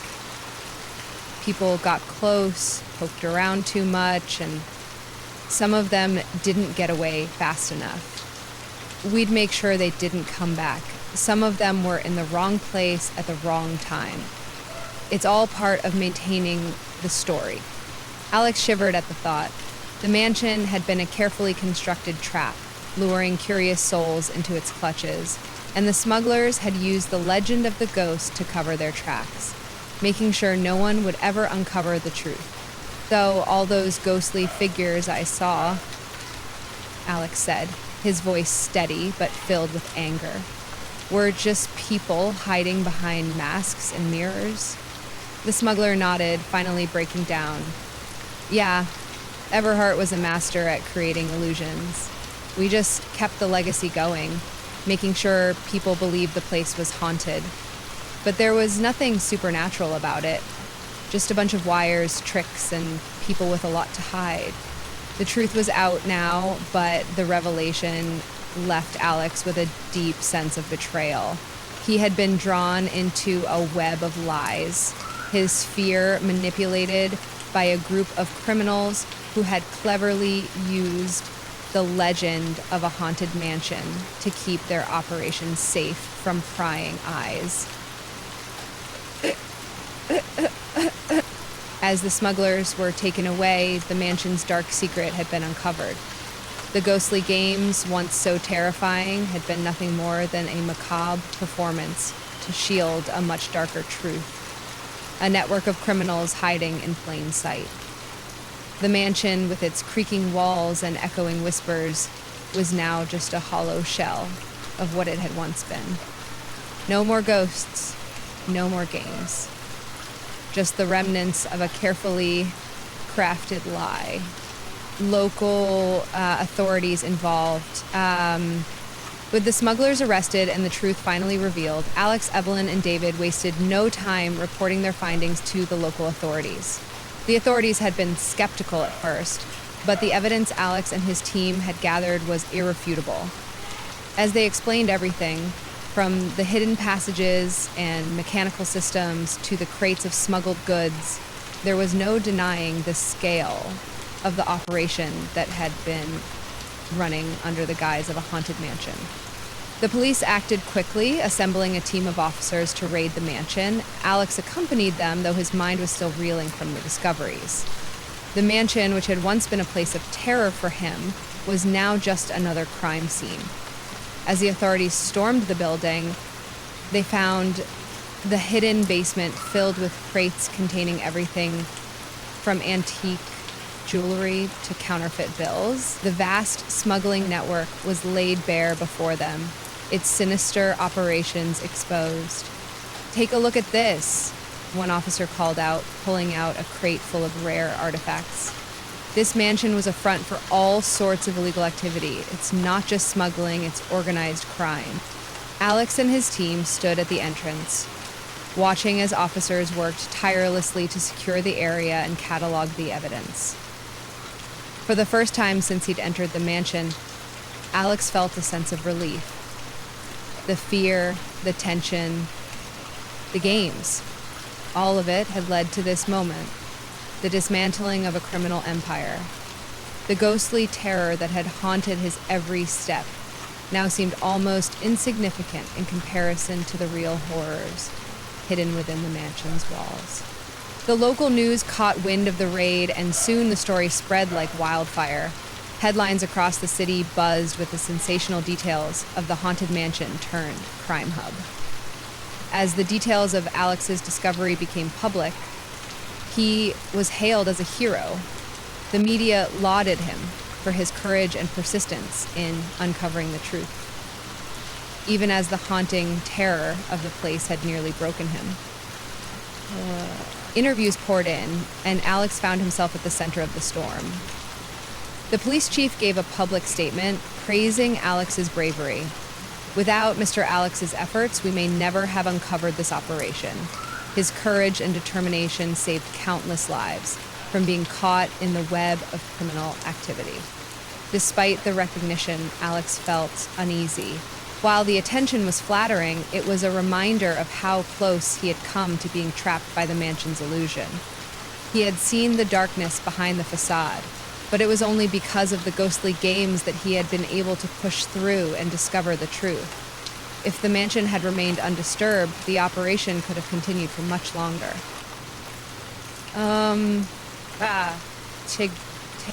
Evelyn and David, too, found themselves in the spotlight. Both had played pivotal roles in unraveling the mystery, and their involvement in the investigation was acknowledged by the police and the press. David, the historian, was particularly praised for his knowledge of the mansion's history, which had helped them connect the dots between the mansion's eerie reputation and the smuggling operation. Despite all the attention, however, Alex's mind was still haunted by the memories of the mansion's twisted games. While the authorities worked to dismantle the smuggling operation, Alex found himself questioning how something as sinister as this could have been hidden for so long. He knew that the mansion would always carry a dark legacy, even though the ghostly apparitions were just a figment of human ingenuity. As the media frenzy continued, Alex took a step back from the limelight. He had done his part, uncovered the truth, and helped bring down the criminals who had terrorized the town with their elaborate schemes. But he was not interested in fame. He was simply relieved that the mansion's hold on him was over. The mansion was soon sealed off by the authorities. The police set up regular patrols, to ensure that no more criminals would try to use the place as a hiding spot. The mansion, once a place of fear and trepidation, became just another part of the town's history, a cautionary tale of how easily people could be manipulated by their own fears. For Alex, the experience would never leave him. He had faced his own fears, uncovered a terrifying truth, and come out the other side stronger. The mansion's dark games were behind him, and while the memory would linger, he knew that he had brought light to a place that had long been shrouded in darkness. Well, I think it's pretty spectacular. Reflections on... In the weeks following the raid, Alex found himself unable to shake the memories of the haunted mansion. The once terrifying images, the flickering chandelier, the whispers, the sudden games that had nearly driven him mad, still haunted his thoughts. But now they had transformed. Instead of dread, there was a creeping sense of understanding. He had come to realize how easily fear had been manipulated, how a well-crafted illusion could shape his reality and deceive even the most logical mind. The mansion had been more than just a place of crime. It had been a battleground where fear had been wielded as a weapon. The smugglers had used the reputation of the haunted mansion to keep people away, to intimidate anyone who dared venture too close. But it wasn't the supernatural that had created the terror. It was the human mind, susceptible to suggestion, to the idea of the unknown. Alex had been caught in that web of fear, just like everyone else who had heard the mansion's ghostly legend. He remembered how, even when he rationalized everything, the presence of something beyond the ordinary still gnawed at him. It wasn't the phantom figures or the floating objects that had truly scared him. It was the idea that he was powerless against something unseen, something beyond his control. That was the true power of fear, and the mansion had exploited it to its fullest extent. As he sat at his desk, his fingers tracing the edge of a chess piece he had found in his pocket after escaping the mansion, Alex couldn't help but feel a sense of accomplishment. He had faced down that fear, uncovered the truth, and exposed the smugglers who had hidden behind a facade of ghostly terror. Yet, something about it all still lingered in his mind. The mansion had almost become a mirror of his own psyche. Its dark corners, its endless corridors, its hidden traps, and the way fear had been molded into a living thing that played with him. It was a haunting, but not of spirits. It was a haunting of the mind. With this realization, a new idea began to take shape in Alex's mind. He decided that the story needed to be told, not just for those who had suffered from the smuggling ring, but for anyone who had ever been consumed by fear, who had allowed a shadow in their lives to grow larger than it truly was. There was an untold story here, one that went beyond the mansion's walls and reached deep into the human experience. Still hated here. He would write a book blending the truth behind the mansion's history with the legend that had been so masterfully crafted to control the people around it. He would write a book blending the truth behind the mansion's history with the legend that had been brought in. In his book, Alex would weave together the ghostly stories that had once terrified him with the gritty reality of the smuggling operation. He would explore how myths and legends can be manipulated to control people's actions, to create an atmosphere of fear where none should exist. The chessboard, the ghostly figures, the shifting furniture. Each element of the mansion's haunting would serve as a metaphor for the way fear can grip us, make us see what isn't there, and keep us trapped in a loop of uncertainty and dread. But Alex didn't just want to write a book about crime or fear. He wanted it to be a deeper exploration of human nature, about how we all play our own mental games, often tricking ourselves into believing in things that aren't true. The mansion had shown him how quickly fear can distort reality, and how easily people can be controlled when they are kept in the dark.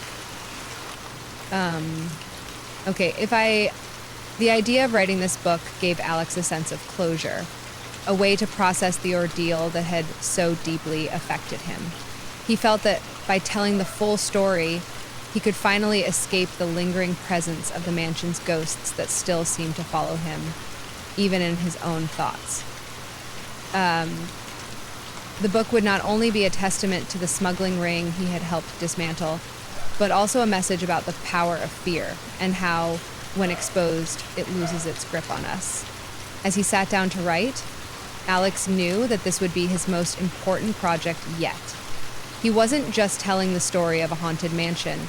He was exposing the darkness of the human mind and how easily it can be led astray. Fear, Alex realized, wasn't something that could be seen or touched. It was something that existed only in the mind. A trick of perception, waiting for the right moment to strike. But once we understand that, once we can name the fear and face it head on, it loses its power over us. And so Alex began to write, putting down the words that would, for him, finally allow him to escape the mansion's shadow, the mansion's legacy. After the smuggling operation was shut down and the mansion's dark secrets exposed, the once ominous estate began to take on a new life. The town, which had long been overshadowed by the chilling tales surrounding the mansion, saw an opportunity to turn its haunted past into a point of pride. The town's leaders, with Alex's input and help, decided to preserve the mansion as a historical site, a testament to both its criminal history and the legendary hauntings that had captivated so many. Over time, the mansion's reputation shifted from that of a haunted house to a place where history and myth intertwined. Local historians and tour guides worked together to weave the story of the mansion's true past, how it had once been a hideout for smugglers, using elaborate tricks and fear to maintain its secrecy. They blended this with the ghostly legends that had inspired Alex's own terrifying experience. Now, tourists from all over flocked to the mansion, eager to experience the mystery for themselves. The tours began with a walk through the mansion's grand entrance, the same path Alex had once taken on that stormy night. Visitors marveled at the ornate woodwork, the chandeliers that still hung from the ceilings, and the ancient furniture that remained undisturbed. But the real draw was the story. The tour guides explained how the mansion had been designed not just to impress guests, but to keep them terrified. They shared the legend of the ghostly woman with glowing eyes, the shadowy figures, and the eerie noises that once seemed to emanate from the very walls. The tours had become a careful balance of fact and fiction, the truth of the smuggling ring cleverly intertwined with the supernatural myths that had grown up around the mansion over decades. For the more adventurous visitors, there were special night tours. These tours included a visit to the basement where the smugglers had hidden their illegal goods, and where Alex had once stumbled upon the crates of rare artifacts and counterfeit currency. Visitors were shown the hidden passages and secret levers that had created the ghostly illusions, a live demonstration of how sound effects and advanced technology had combined to create the terrifying atmosphere that Alex had once fallen prey to. The mansion, now fully restored, became a thriving business for the town. The once desolate place, which had been feared and avoided, was now a symbol of resilience. It stood as a reminder of the dangers of manipulation and the power of fear, but also of how the truth, no matter how dark, could set things right. The town embraced its newfound fame, and local businesses flourished with the influx of tourists. The mansion's ghostly legacy became a major attraction, its haunted reputation now a source of fascination rather than fear. The lines between myth and reality blurred as people wandered through the mansion, imagining the ghostly figures and playing along with a spooky atmosphere, all while knowing that the mansion's real history was one of smuggling and deception. For Alex, who had once been trapped in the mansion's grip, the legacy of the place was bittersweet. He watched as people eagerly explored the very halls where he had faced his deepest fears. While the mansion was no longer a place of terror for him, the memories of the games, the whispers, and the invisible hands tugging at his jacket still lingered. Yet, Alex couldn't help but feel a sense of pride that the mansion's dark past had been revealed. Its transformation from a haunted house to a historical site was a victory, a testament to the truth coming to light and the triumph of understanding over fear. As the years went on, the mansion remained a fixture in the town, its legacy sealed in history. People continued to visit, fascinated by the blend of mystery and reality. For some, it was a place to test their courage, while for others, it was an opportunity to learn about the dark secrets that had once thrived behind its walls. But for Alex, the mansion had become something more than just a tourist attraction. It was a symbol of how far he had come, how he had escaped its grip, confronted the truth, and helped to turn its haunted legacy into a story of redemption and revelation. A final twist: the mansion had been open for weeks, its tours running smoothly, and its new role as a historical site seemed secure. The blending of myth and truth captivated visitors, and the once terrifying mansion was now a symbol of the town's resilience. But on the very first tour after the mansion's reopening, something unexplainable happened. As the group of tourists meandered through the grand hallway, their guide explained the mansion's transformation, recounting the history of the smuggling ring and the once terrifying ghostly antics. The guests laughed and marveled at the elaborate tricks that had once scared so many. Everything seemed calm and under control. But then one of the guests, a young woman, paused and put the torches out beside them. "Did you hear that?" she whispered. The rest of the group fell silent, and for a moment, all that could be heard was the soft murmur of the guide continuing the story. Then, faintly, almost imperceptibly, there was a giggle. It was high-pitched, playful, and far too real. The group looked around, confused. The sound seemed to echo from somewhere above, then quickly faded. And one of the guests, a middle-aged man, nervously joked, "It's probably just a creaky floorboard." But then footsteps followed, soft and quick, moving across the floor as if someone or something was pacing just out of sight. The tour guide, though well prepared for any spooky anecdotes, looked uneasy. "That's impossible," she said. The mansion's mechanisms were completely dismantled. There's no way anyone could be hiding. The group was unnerved and the atmosphere shifted. The ghostly noises were undeniable. The guide tried to continue the tour, but the whispers and giggles grew louder, almost as though the ghost was playing with the guests once again.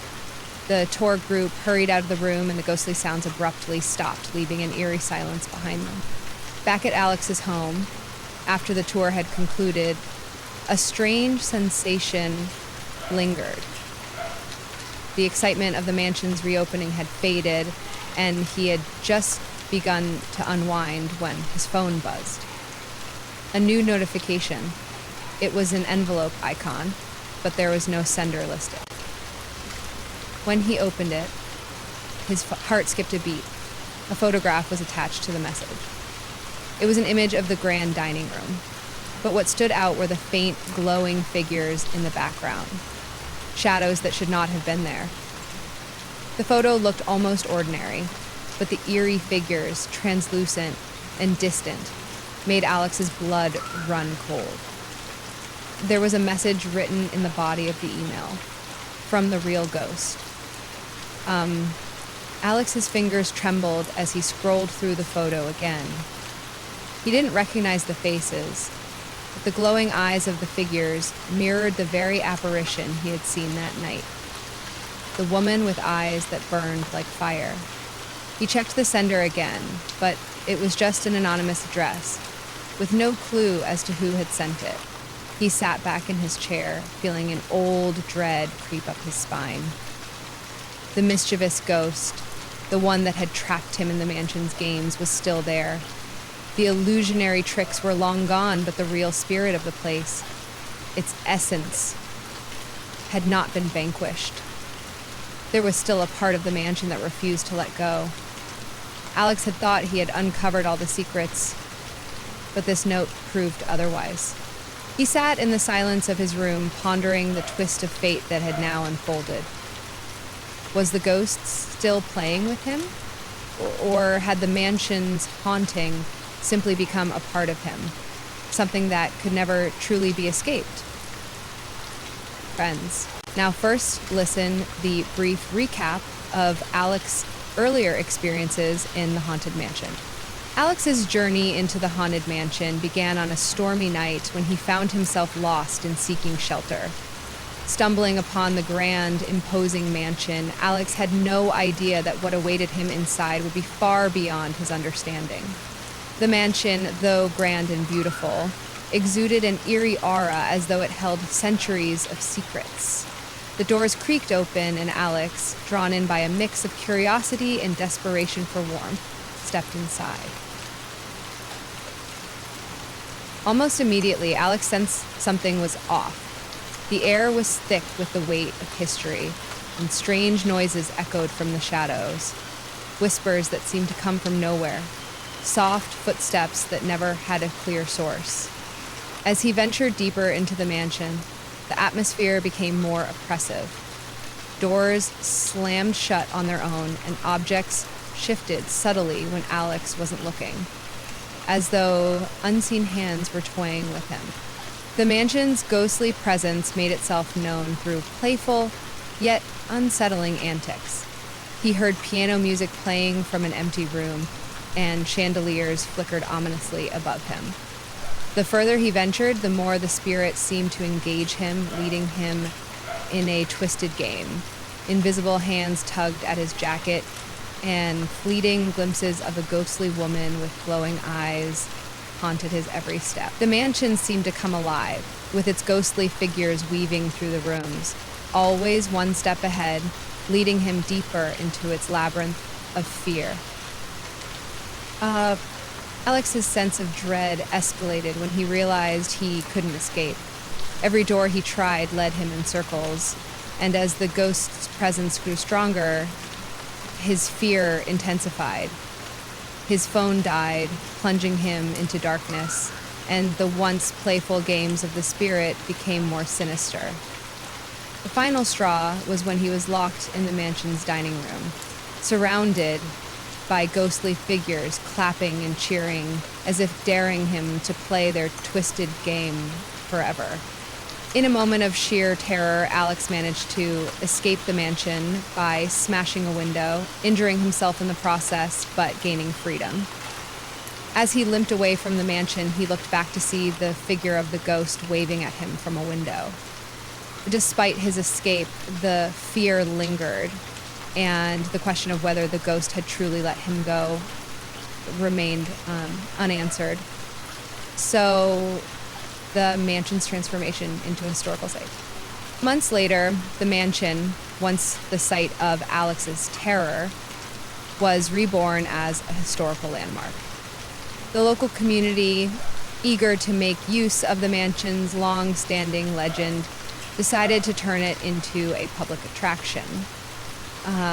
It was opened as a museum, a place where tourists could explore the mansion's history, including its connection to the smuggling ring that had used the mansion as a cover. The legends surrounding the ghostly figure were also highlighted, with the story of Alex's harrowing night adding to its mystique. Tours were now conducted through the mansion's grand halls, and the haunting tales were shared with intrigued visitors.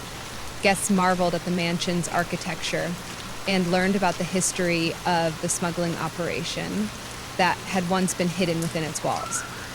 The ghostly events that Alex had experienced were now part of the tour, blending myth and reality into a compelling narrative. And the mansion was no longer feared by the townspeople, but celebrated as a testament to the town's resilience, a place where history and the supernatural intertwine. However, despite the mansion's transformation into a tourist attraction, a lingering sense of unease followed it.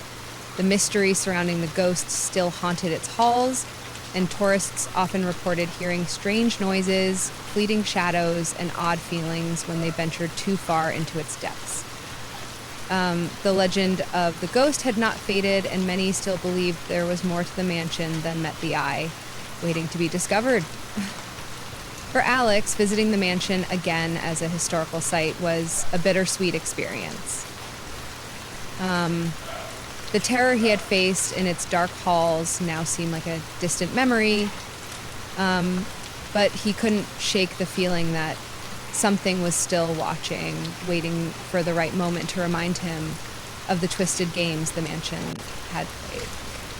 The first tour. The mansion's grand transformation into a historical site was now complete, and the day had arrived for its first official tour. The once dreaded mansion, shrouded in ghostly legends and whispers, had become a shining beacon of local history, attracting visitors eager to explore its haunted halls. The air was crisp as a group of curious tourists gathered in front of the imposing structure, their faces lit with excitement and a hint of trepidation. A soft murmur of conversation filled the air, punctuated by occasional chuckles as people joked about the haunted past that had made the mansion famous. And as the clock struck noon, the doors of the mansion opened, and a well-dressed tour guide stepped forward to welcome the guests. She was a middle-aged woman with a friendly smile, though her eyes betrayed a flicker of mystery as she addressed the crowd. Her voice was calm but captivating, weaving together the mansion's rich history and the spine-chilling rumors that had surrounded it for decades. "Welcome, everyone, to the Briarwood Mansion," the tour guide began, her tone warm but with an unmistakable air of intrigue. "This house has stood for over a century, witnessing countless stories, some steeped in truth, others in myth. Today, we'll explore both as we uncover the mansion's real history and the ghostly legends that have been passed down through generations." The guests listened intently as she explained that Briarwood Mansion was originally built by a wealthy recluse, Gregory Briarwood, who had lived in isolation for much of his life. What was once a lavish estate quickly became infamous due to rumors of a hidden smuggling operation running out of the mansion's shadowy corners. According to the guide, Briarwood's mansion was believed to have been a hub for smuggling illegal goods, rare artifacts, jewels, and even counterfeit money, all cleverly concealed behind the ghostly facade. As the group moved through the mansion's grand halls, the tour guide continued to unravel the history of the mansion's mysterious past. She described how the mansion's eerie reputation as a haunted house grew as the years passed. The rumors of a vengeful spirit, a woman in glowing eyes, and soon the mansion was more known for its hauntings than for its opulent architecture. Guests were told that the ghostly figure was believed to be the restless soul of a woman who had once been part of the smuggling operation, caught in a web of betrayal and tragedy. The guests, amused and intrigued, began to relax as the tour guide wove the stories together. The line between fact and fiction became blurred, and the chilling anecdotes about ghostly apparitions and strange happenings in the mansion's halls seemed almost like entertainment. There was laughter among the group, with people playfully debating whether they would encounter the ghost during the tour. The mood was light, and the tension Alex had once felt in the mansion seemed to fade under the weight of curiosity and wonder. When Hoop paused, a large hole appeared on the sky from the abandoned mansion, and it seemed that as the group moved through the various rooms, the tour guide paused before a grand mirror in the hallway. "This mirror," she said, "has been the site of many eerie encounters. Visitors often report seeing shadowy figures in it, though the glass remains pristine. Some say it's the ghostly woman waiting for the right moment to reveal herself." The guests chuckled nervously, not fully realizing the truth of the strange occurrences that had plagued the mansion during Alex's visit. They marveled at the mansion's beautiful architecture and listened as the guide described the eerie history of the mansion might still be alive in the shadows. For the time being, the mansion's ghostly past seemed to be nothing more than a carefully constructed blend of fact and fiction, a clever marketing tool to keep the guests entertained. But in the back of their minds, a lingering thought remained. Was the mansion really free of its haunted past? Or was there something still lurking, waiting to return? Strange occurrences during the tour. As the tour progressed, the guests were captivated by the mansion's haunting tales, with laughter and lighthearted chatter filling the air. The guide led the group through the grand hall, pointing out the intricate woodwork and antique furniture. But as they moved deeper into the mansion, an unsettling change began to take place. Subtle at first, then impossible to ignore. It started with the faintest of sounds, a distant giggle, almost like a child's playful laughter, echoing through the halls. At first, the guests were too distracted by the stories to notice. But then, a young woman at the back of the group froze. Her face drained of color as she turned to the person next to her, eyes wide. "Did you hear that?" she whispered, barely audible, over the guide's voice. The man beside her looked at her quizzically, but before he could respond, the sound came again. Faint giggles, followed by the unmistakable sound of footsteps, light and quick, pacing across the floor. They weren't the heavy steps of someone walking, but the soft, hurried steps of someone, perhaps someone, moving swiftly through the house. The young woman's skin prickled with unease, and her grip tightened on her purse. The guide paused mid-sentence, sensing the sudden tension in the air. She glanced around at the group, trying to maintain control, but the uncomfortable silence was palpable. It's probably just the old pipes," she offered, attempting to dismiss the growing sense of unease. The mansion is centuries old, and these sounds are not uncommon." However, the footsteps didn't stop. They continued, echoing louder now, as if someone, or something, was walking just behind the guests, keeping pace with them. The laughter grew too, no longer faint but sharp, like a child taunting them from the shadows. The young woman, now visibly nervous, turned to the guide. "Is someone else here?" she asked, her voice trembling. "I keep hearing footsteps." The guide's eyes flicked toward the others, but the group was too focused on the strange noises to notice her growing discomfort. She forced a smile, but it didn't quite reach her eyes. "There's no one else here," she said, though her tone lacked conviction. "We've checked, and everything is perfectly safe." The group continued walking, but the sounds didn't cease. Every step seemed to echo louder, each giggle now tinged with a malicious edge. The guide's eyes darted nervously toward the dark corners of the hallway, the hairs on the back of her neck standing on end. She had been trained to handle these types of tours, to explain away every unexplained phenomenon. But this was different. The atmosphere had shifted, and no amount of explanation could mask the growing sense of something or someone unseen moving among them. The footsteps suddenly stopped. A tense silence filled the air, but the laughter continued, now directly behind them, ringing in their ears as though it were coming from nowhere and everywhere at once. The guide's voice faltered as she tried to continue the tour. "Well, it's quite common for sounds to reverberate in old houses," she stammered, but there was no denying the strange, almost oppressive energy in the air now. The group shifted uncomfortably, looking to one another for reassurance. He said. Another loud thud echoed down the hall, making everyone jump. It wasn't the sound of a footstep, but something heavy, like a door slamming shut in the distance.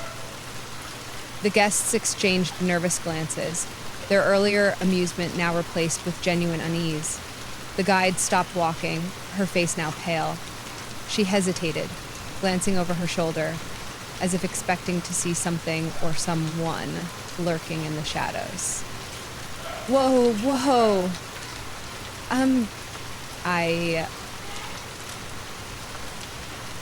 But the guests were no longer buying it. They were too aware of the sounds now, the way the temperature seemed to drop, the way the mansion felt alive, with its strange hidden presence. The giggles had faded, but the footsteps lingered in the air, leaving behind an unsettling silence. The mansion, it seemed, still had secrets it wasn't ready to reveal. The ghostly apparition. The air in the mansion grew colder, the strange giggles now unmistakable and unnervingly loud. The group, once caught up in the excitement of the tour, could no longer shake the feeling that something or someone was watching them. A once magnificent chandelier above them flickered and swayed, casting eerie shadows that danced on the walls like living things. The guide tried to remain professional, but the tension was palpable. Her voice faltered slightly as she continued to speak, but her words seemed hollow against the strange sounds creeping through the house. All the noise previously were now calm. There was as if I had been waiting for her return. Then it happened. At the far end of the hallway, where the light barely reached, something moved. It was subtle, a fleeting glimpse, a figure standing just beyond the doorway, half given in the shadows. It wasn't quite a person, more like a blur, a presence. A gasping silence filled the room as everyone turned to look, but as quickly as it appeared, it was gone. Some dismissed it as a trick of the light, but others were not so sure. "Did you see that?" a man whispered to his wife, his voice shaky. She nodded, wide-eyed, clutching his arm. It looked like a woman in old-fashioned clothes. The guide's face went pale. She had been leading tours in the mansion for weeks and had never experienced anything like this. Her forced calmness started to slip, and she quickly ushered the group forward, trying to break the tension with a quick, nervous laugh. "It's just part of the atmosphere, folks," she said. "The mansion's design plays tricks on your eyes. It's a part of the charm." But it didn't stop there. As they continued walking, a chill in the air seemed to deepen, causing many to pull their coats tighter around them. The faint giggles, now louder, echoed off the walls again. The sound was no longer distant. It was right there, hovering at the edge of their hearing. A whispering, playful sound that seemed to come from all directions. The unsettling giggles sounded like they were teasing, drawing the group deeper into the heart of the mansion. The group moved on, the guide trying to press forward, but her nervousness was evident. As they passed a narrow hallway, a cold gust of air blew through, startling everyone. They turned in unison, as if on instinct, and there, at the end of the hall, bathed in the dim glow of the flickering lights, was the figure again. A woman, pale and faint, framed by the light, yet when the guests looked again, she was gone. Did anyone else see that? A guest gasped, her hand over her mouth, eyes wide with terror. Others nodded, the reality of what they had just seen beginning to settle in. I have the comment here, ask those who are seeking to feel if you... That's her, another guest whispered. The woman they say haunts this place. The guide, visibly shaken now, stopped dead in her tracks. She turned around to face the group, her voice trembling. I don't know what that was. Maybe it's just a part of the show. It's meant to keep the legend alive. But her attempt to calm the group only heightened the sense of dread. The laughter echoed again, louder this time, almost mocking. And then, as if from nowhere, a cold, ghostly hand seemed to brush against the back of one of the guests. She spun around, her face paling, but there was no one there. Panic began to settle into the group as the sensation of being followed grew stronger. The giggles turned into low, melodic whispers, as if calling each guest by name.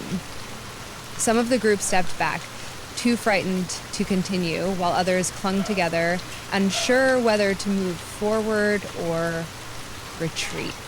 The temperature dropped again, and the atmosphere shifted from one of curiosity to full-blown unease. The guests, now visibly shaken, could feel the weight of an unseen presence pressing down on them. Every corner seemed to hide something, every shadow threatening to come alive. And then, just as suddenly as it had begun, the apparition vanished. The temperature returned to normal, the whispers ceased, and the mansion once again felt still. But it was clear to everyone that the ghostly woman had made her presence known. The mansion wasn't just a collection of stories. It was a place alive with something far more tangible, a haunting that refused to let go.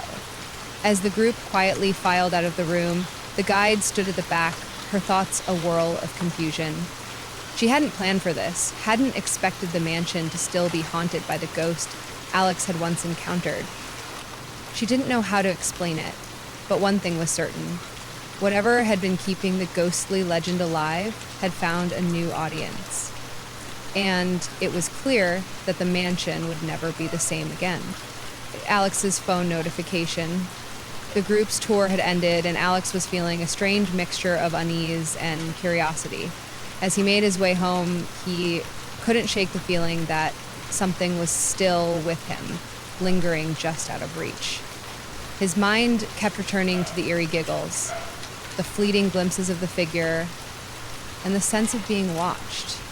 He tried to dismiss it as his imagination playing tricks on him, but the unease gnawed at him the whole ride back.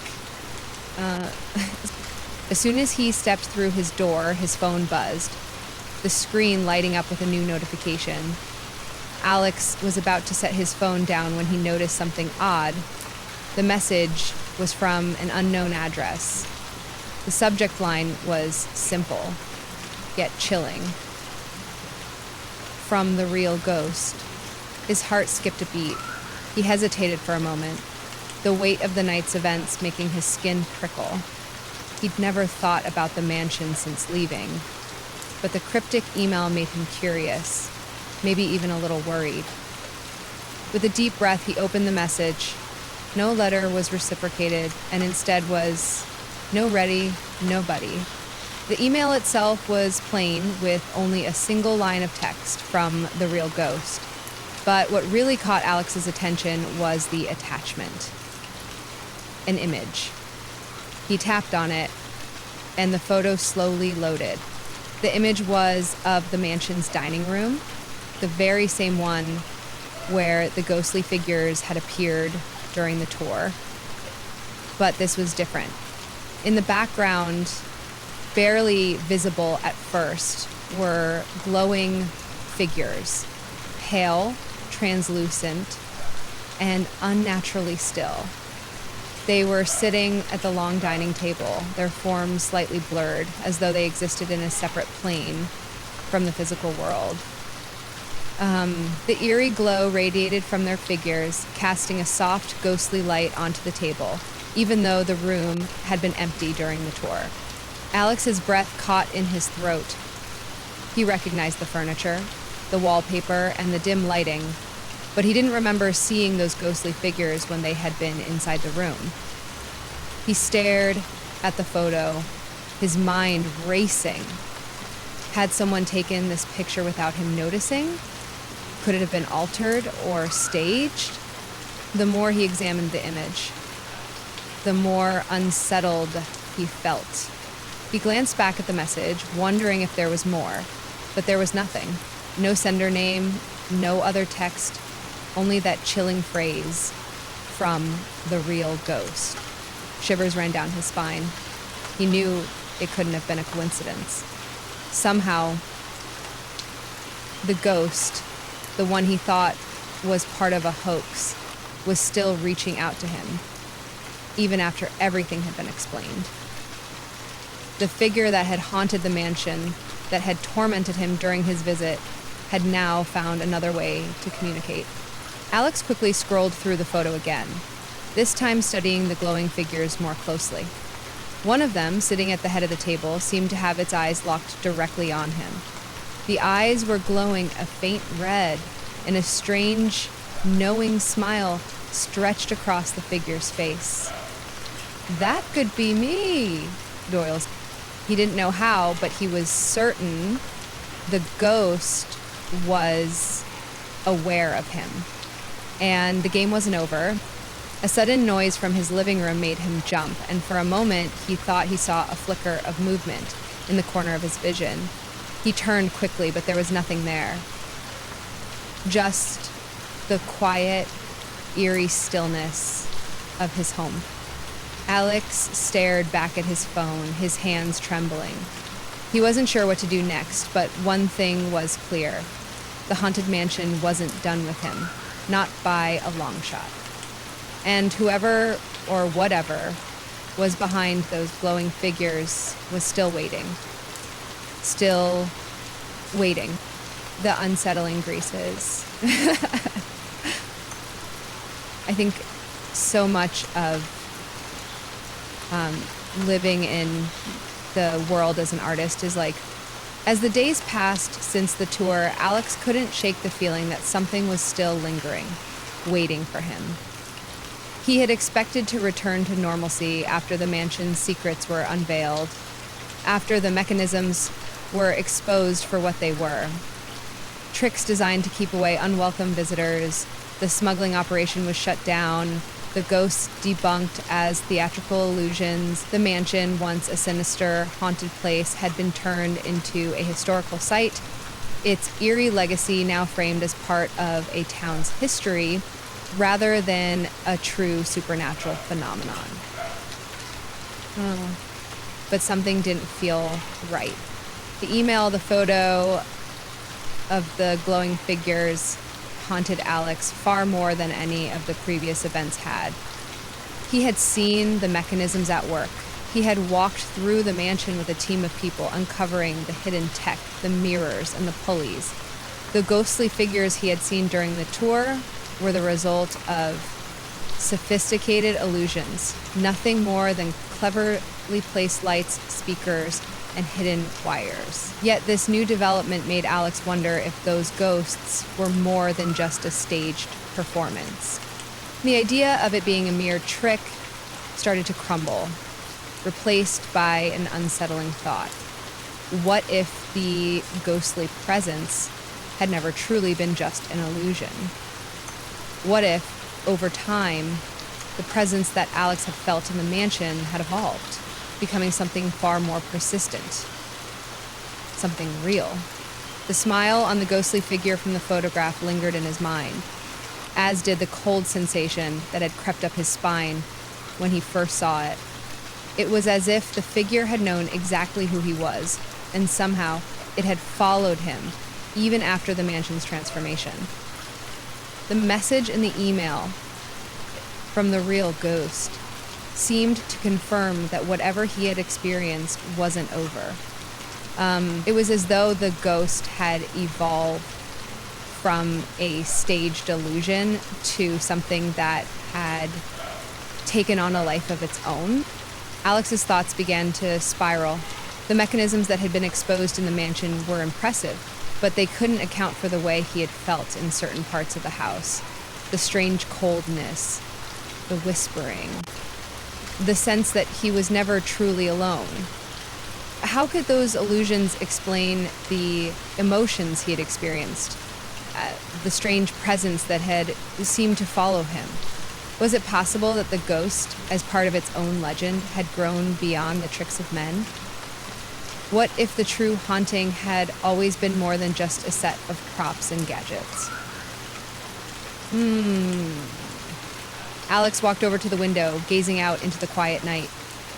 The town seemed calm, unaware of the turmoil that was still churning in his mind. But for him, the mansion's legacy felt far from over. The ghosts had always been more than just a hoax. Now, it seemed like something more sinister. Alex felt a deep, chilling realization settle in. The mansion's hauntings might never truly be over. Whatever force had haunted that house, whatever presence had made him fear for his life, was still out there, watching,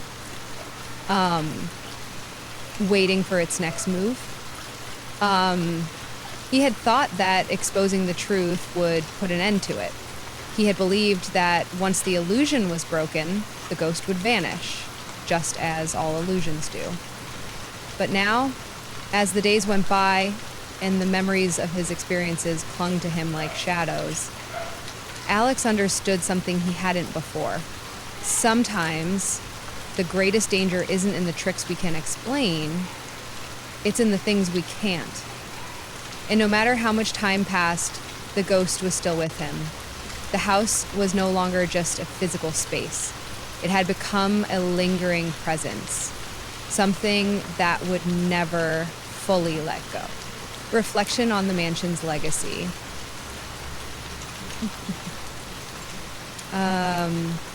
Alex sat quietly in his small apartment, the photograph of the mansion still pinned to the wall in front of him. His eyes traced the edges of the photo, focusing on the glowing figures in the background. No matter how much he tried to dismiss it as another trick or a result of overactive imagination, a part of him couldn't shake the unnerving feeling that ghosts still had a role to play in the mansion's story. The mansion's transformation into a historical site should have been the final chapter. The criminal activity had been exposed, the haunting debunked, and the fear that once gripped its halls seemed to fade into the past. The old legends, once powerful enough to drive people away, had been unraveled and replaced with factual accounts of smuggling rings and hidden treasures.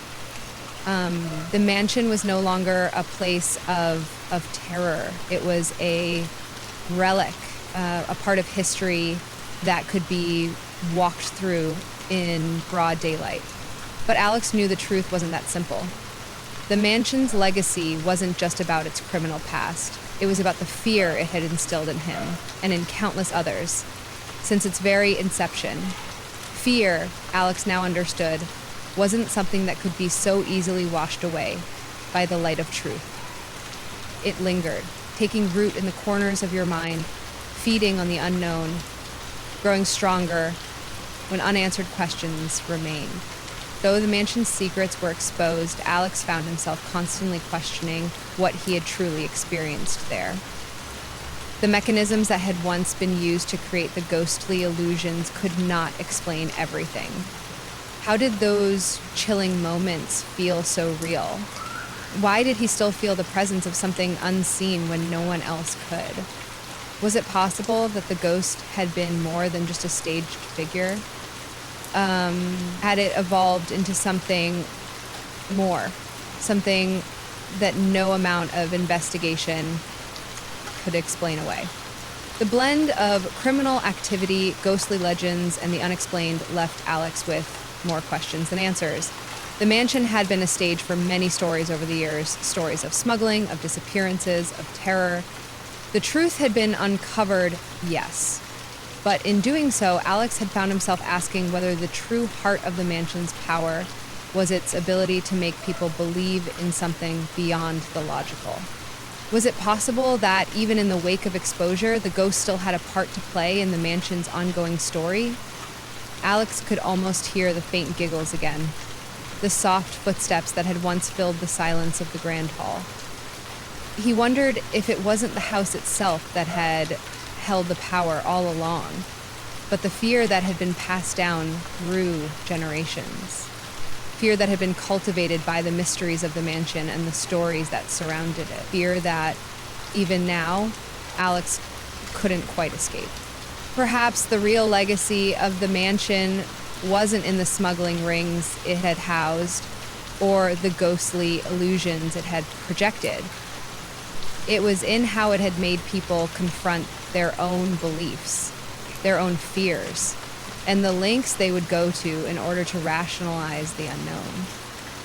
The mansion had been a vessel for fear. And even now, after everything had been revealed, that fear seemed to persist. And Alex leaned back in his chair, letting out a long sigh.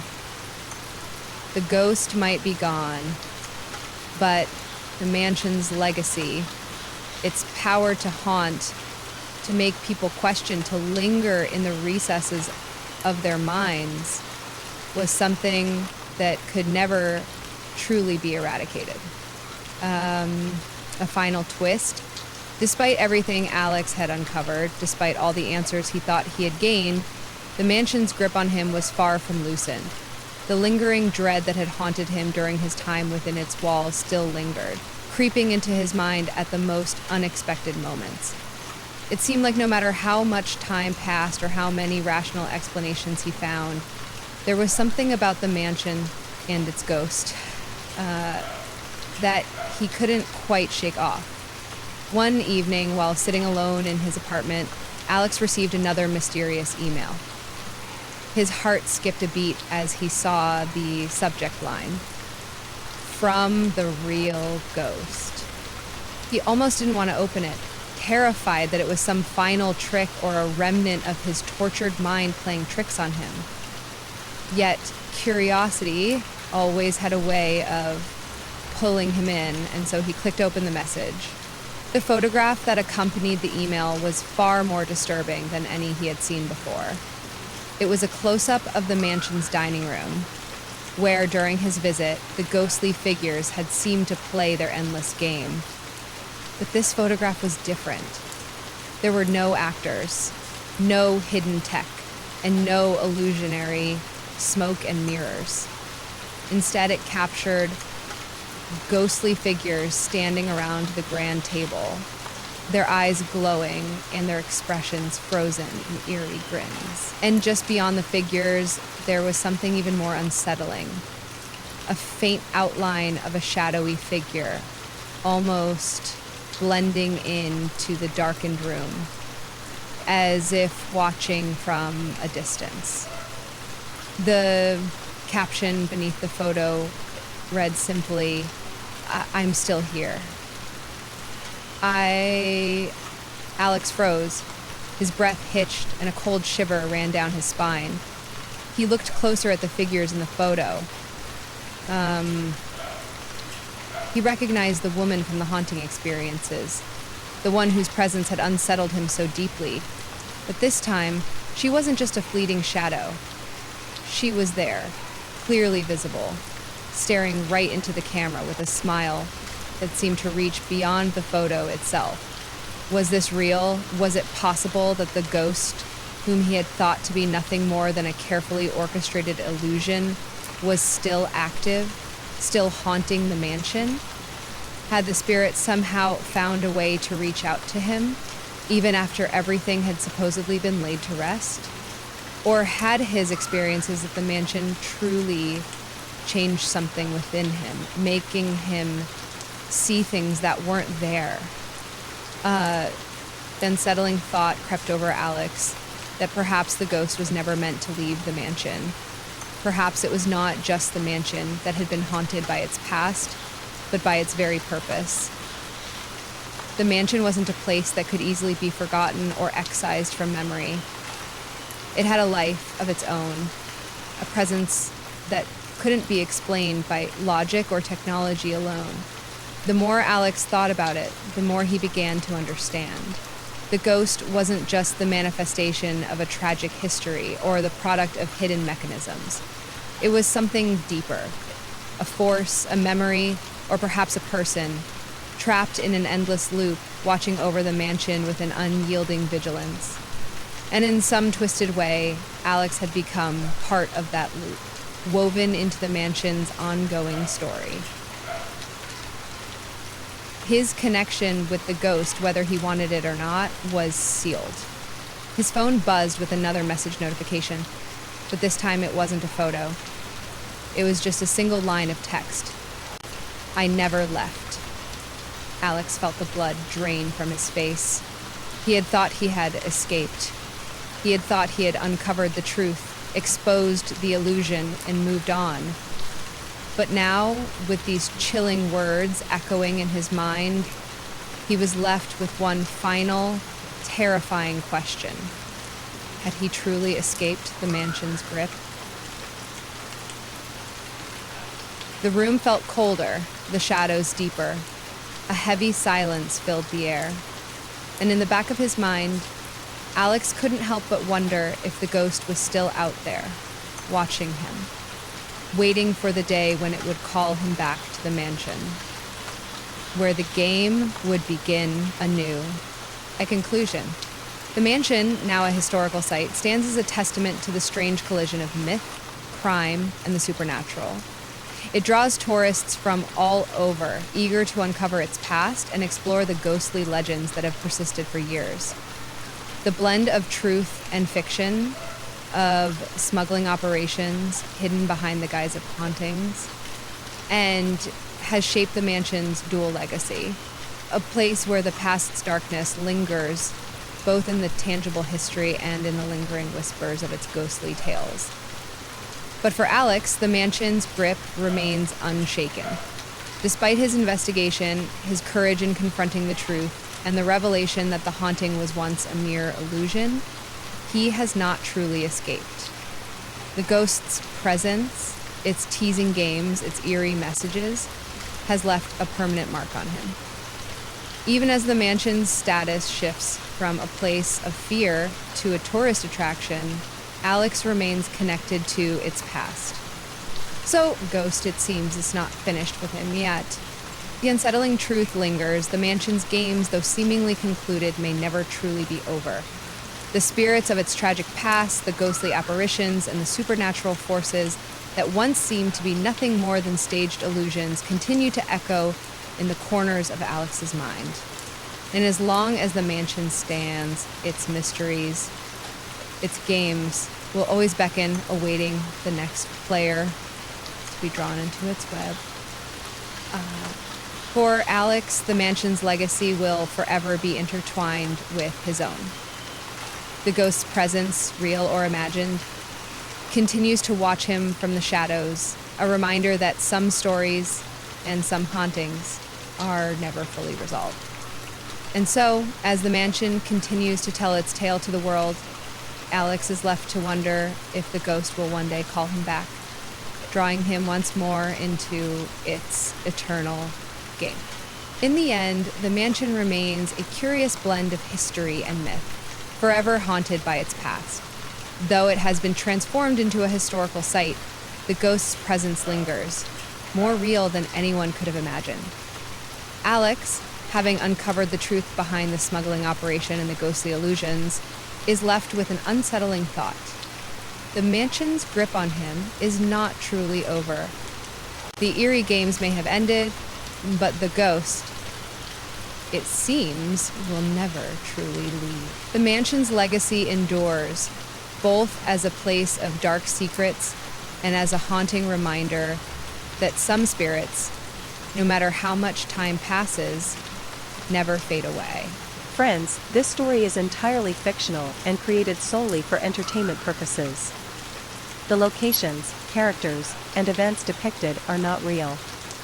Any resemblance to actual places, persons, or events is purely coincidental. The intent of this story is not to offend anyone's sentiments or promote superstition. Please regard it as a work of fiction. If you enjoyed this story and want more thrilling tales, don't forget to subscribe to my channel for more spine-chilling content.